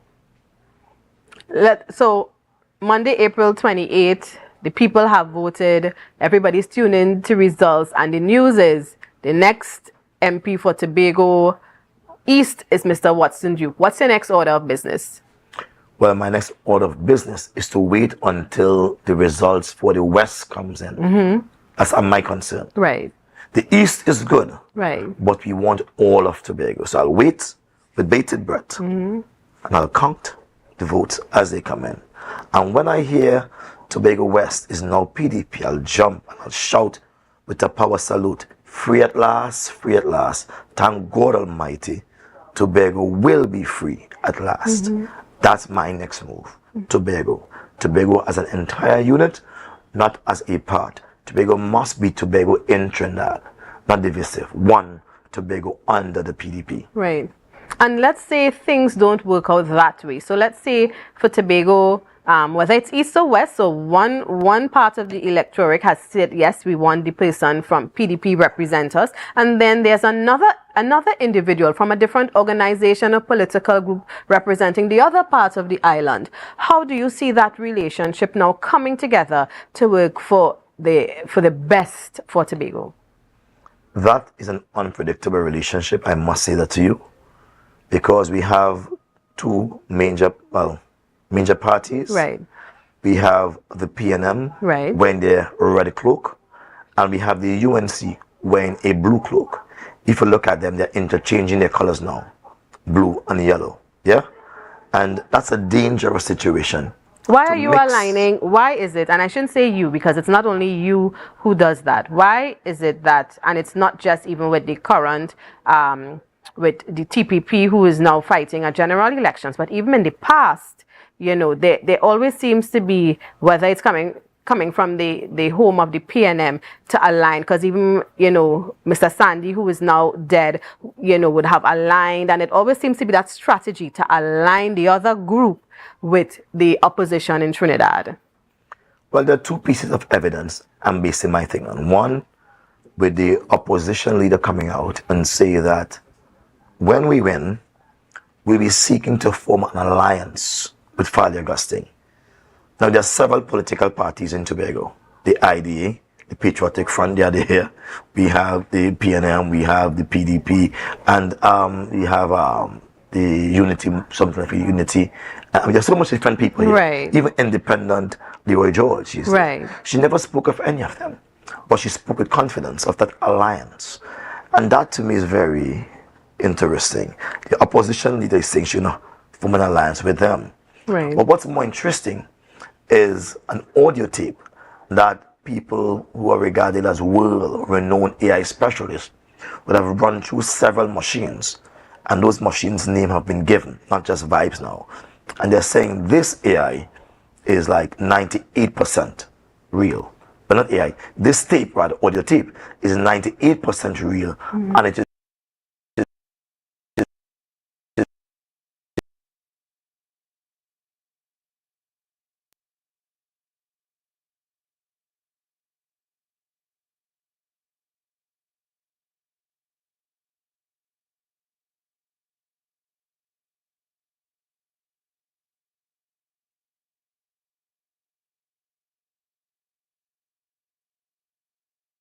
You would have brought home gold. The entire country would have been at a standstill, reveling in this victory.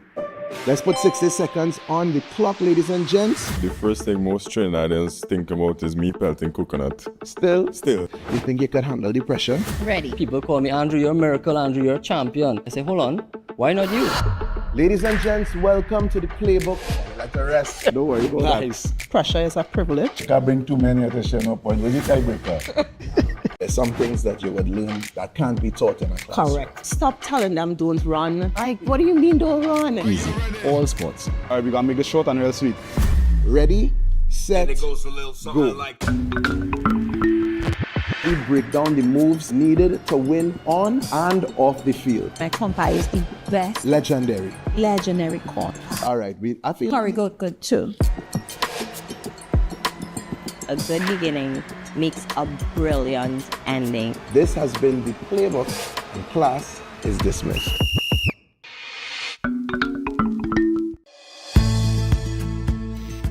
TNTech is pleased to advise that its Roxborough Service Center has reopened. Starting Monday, 10th March, customers can once more visit the Roxborough Administrative Building to pay TNTech bills, request new connections, and more. TNTech, powering the nation into the next generation.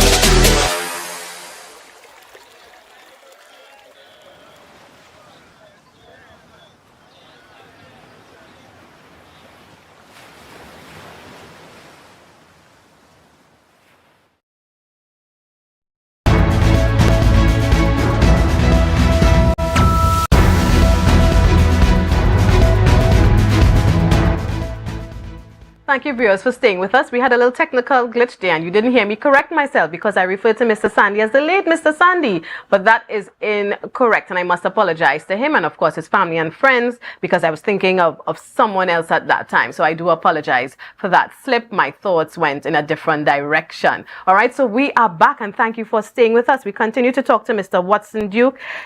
He has offered, that's the right word, he has offered himself to be the Member of Parliament for Tobago East. And every time we talk about the East, they say great things come from the East, right? You always hear that. I hear people from the East are always proud to talk about their villages and what they do and their history. And we have a man who believes he is the best for Tobago East. And we were now getting into Mr. Duke, you being the best person, speaking about your track record, allowing people to examine the evidence for themselves. And we're talking about Tobago's representation in terms of the dynamics between relationships. I would have asked, how do you see yourself fitting in if the PDP wins one area and there's another political entity who was selected or voted to represent the other parts of the island? Right. I think the question you had asked, to say, yes, would have been what evidence I have for the relationship between the UNC And right, but you went into that direction, because when I asked, some of viewers unfortunately did not get to hear that part, you know, in terms of you were talking about being the best, and you would, what was next for you after election would be election evening would be for you to wait to hear the West come in, because you want PDP would take it by storm. So I then asked the follow-up question. Let's just say it doesn't work out that way, but we do have PDP on one end and another entity. You know, how does that relate, the dynamics? And you responded that you can't predict that. And then you went off into that. So let's continue along that. Well, let me say it's very difficult for the progressive democratic patriots, and our ideas are very distinct. Right. And very elaborate from the other puerile ideas being touted by the others. To work with even another party into is very difficult. It's very, very difficult. So once the seats are mixed, and I'm strong, right? What you want to have is a complete victory for the PDP, East and West. But God forbid, if He in His wisdom arranged it to be that particular way, then we have a plan that we wouldn't divulge now of how we are going to treat with it.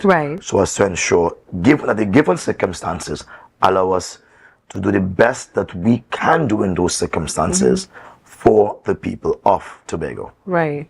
And you went on, as you said, just before we froze to, I was asking you, why is it that over the years has the incumbent always been so quick to align a smaller THA entity or a smaller THA, a smaller Tobago party with the opposition in Trinidad? Because it's not now. I know you were talking about the tape where a voice sounds like the political leader of the UNC, where a voice sounds like the political leader of the TPP. But this is not, this accusation has always existed, and I was saying it seems to be like a strategy. So where does it really end? Why does it seem for that large political group to always lump the others like that?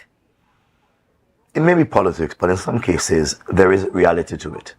As I said, there's evidence, one where the UNC has aligned themselves with the Fali party, stating that once they win, they will make an arrangement, accommodation with that party. And secondly, the tape is out. The tape shows one that is stuttering and one that is talking in highs and lows, and there's a lot of emotion in the tape. That's something that AI cannot replicate. AI has not reached that level yet. You can read it, AI can't. It's a natural tape. And what you will find is that the statements made by him is one that aligns itself with some contractor of Tobago not being as prominent as he desires to be. Our view is that that type of a mixture reveals something about the man who is speaking on the tape. And let's say the man is him, right? It says that somebody does not want Tobago contractors to do well. The contractors in Tobago have been crying out for not having large enough jobs in Tobago underneath him.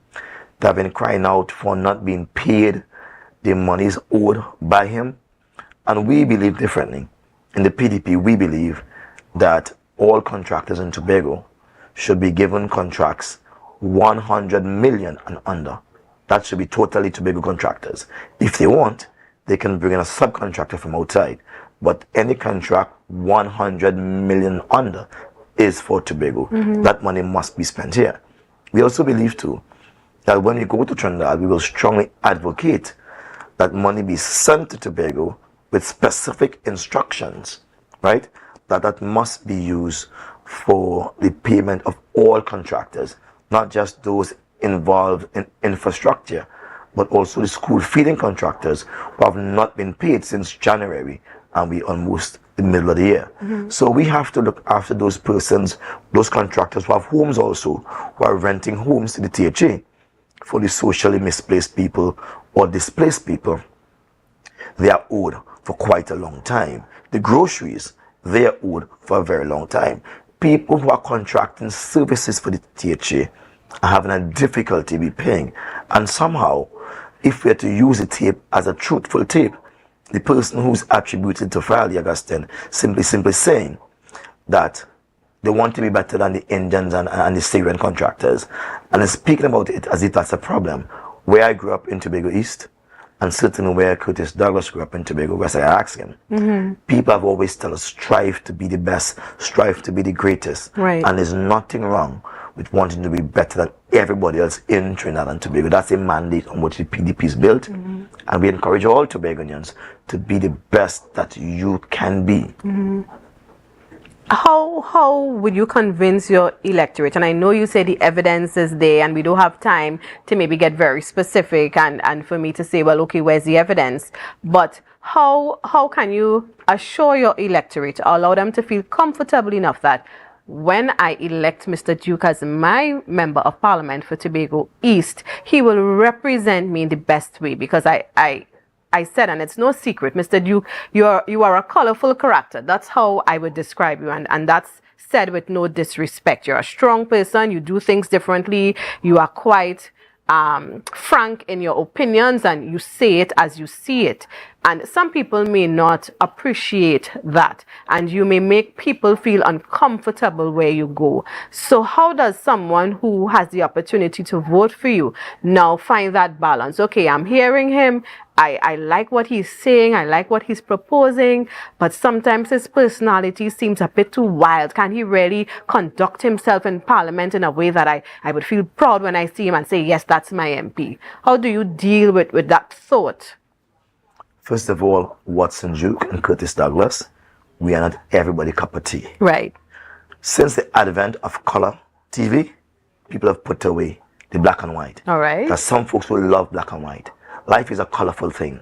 It makes life more appealing, more attractive. This is why I'm the only political party to rise out of the 2000 movement and have dominated an entire political landscape. Right? I am Watson Duke. When I step into a room, they know I am here. I'm colorful. Right. Life without color is boring. You can imagine if I'm seeing you, I would not be able to see your beauty if you were black and white. You'll see it in black and white beauty? No. I mean, black and white, if the shades is not there, you can't even tell the difference. So that's my gift, to be colorful. I'm glad you can say it. Yeah. It takes a trained eye to see it. The color that makes me enigmatic. Yes. Beautiful. We are taking that to the parliament, and because we are colorful, we'll have the eyes of the parliament on us. We have the eyes of the nation on us.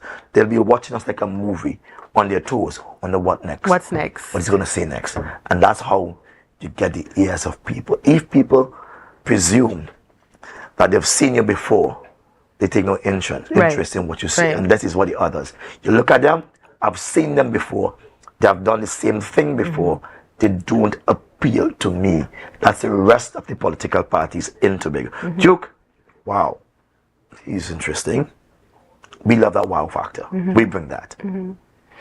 And I asked Mr. Douglas the same question, and I'll ask it to you. How has been your experience on the campaign trail for this general election so far? I will say this phenomenal, personally. The campaign without the luxury of money or any big brother or sister is something that is very wonderful, I would say. We have met a strong appeal from the people. They are glad to meet us. They still believe that we are plain and unencumbered with any political parties, and our message is very simple. It's a Tobago message. I'm expecting a resounding victory at the polls, not outside the polls. Everything you see now is outside the polls. A big truck, a big movement. Right. But I've been there, I've done that. I mean, I know about big crowds, I know about splash. But this one, we don't want our message, our Tobago must win message, to be confuffled with the theatrics of politics. Right. So we have separated it, and the result is awesome, which will be confirmed on Monday night. And how do you feel about the reintroduction of the Sandals project in the Tobago conversation by central government? Well, there's no reintroduction. There is a discussion, but there's no reintroduction. Sanders, they just wanted to find out if Tobago may welcome the idea of it. The idea of Sanders or any hotel coming to Tobago is always something to be welcomed by Tobago. But it is in the details we'll find the devil. Right. Yeah. And then allow you, as we have to wrap up, I'll allow you, of course, to speak to our viewers directly. As I told all the candidates we had conversations with, there are people who are not too sure where they want to put that X on Monday, and they are listening to everybody at this time. So I will allow you to address the viewers, and you let them know why you are the choice for Tobago East. Thank you so much.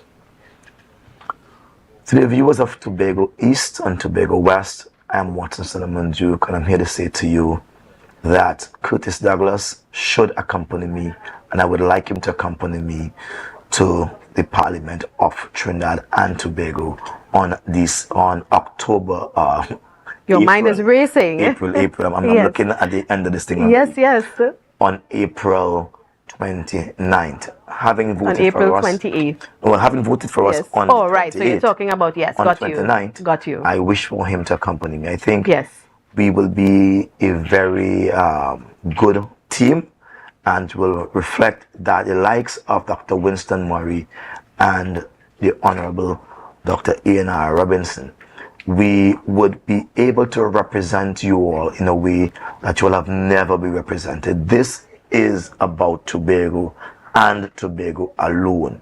Our interest is not national, it is Tobago. If by chance we have to form an alliance for some reason because of the numbers and trying to balance it, we will definitely put Tobago's business first. Tobago will no longer be a trailer. Tobago will be the big truck leading the trailer. And we've heard it from Mr. Watson Duke and, of course, Mr. Curtis Douglas and Mr. Wade Crude, all representing their various political entities. And the decision, of course, is yours. And I always encourage us, let's listen to what's out there, who's out there. You examine the information, do your own research, because it's easy for anyone to say something. But we, the listeners, and we are the ones who have to put our X by that political symbol come Monday. Do your investigation, your questioning, talk to others, and use forums like this to know what's happening and to learn a little more about your candidate. So let's keep on following our candidates, the political parties. We even have Mr. George, who's an independent. Let's give everyone a fair chance. And of course, you make that decision and decide who you think is best to carry Tobago forward, because we all have to exist here. And I always say we are a beautiful people. And though around now we call it silly season and we get a little besides ourselves sometimes, we all have to live here after that election day. So thank you, Mr. Duke, for spending time with us as always. And viewers, thank you for sitting and viewing Fight for West and East, Fight for We. And we continue this series tomorrow right here at 9 a.m.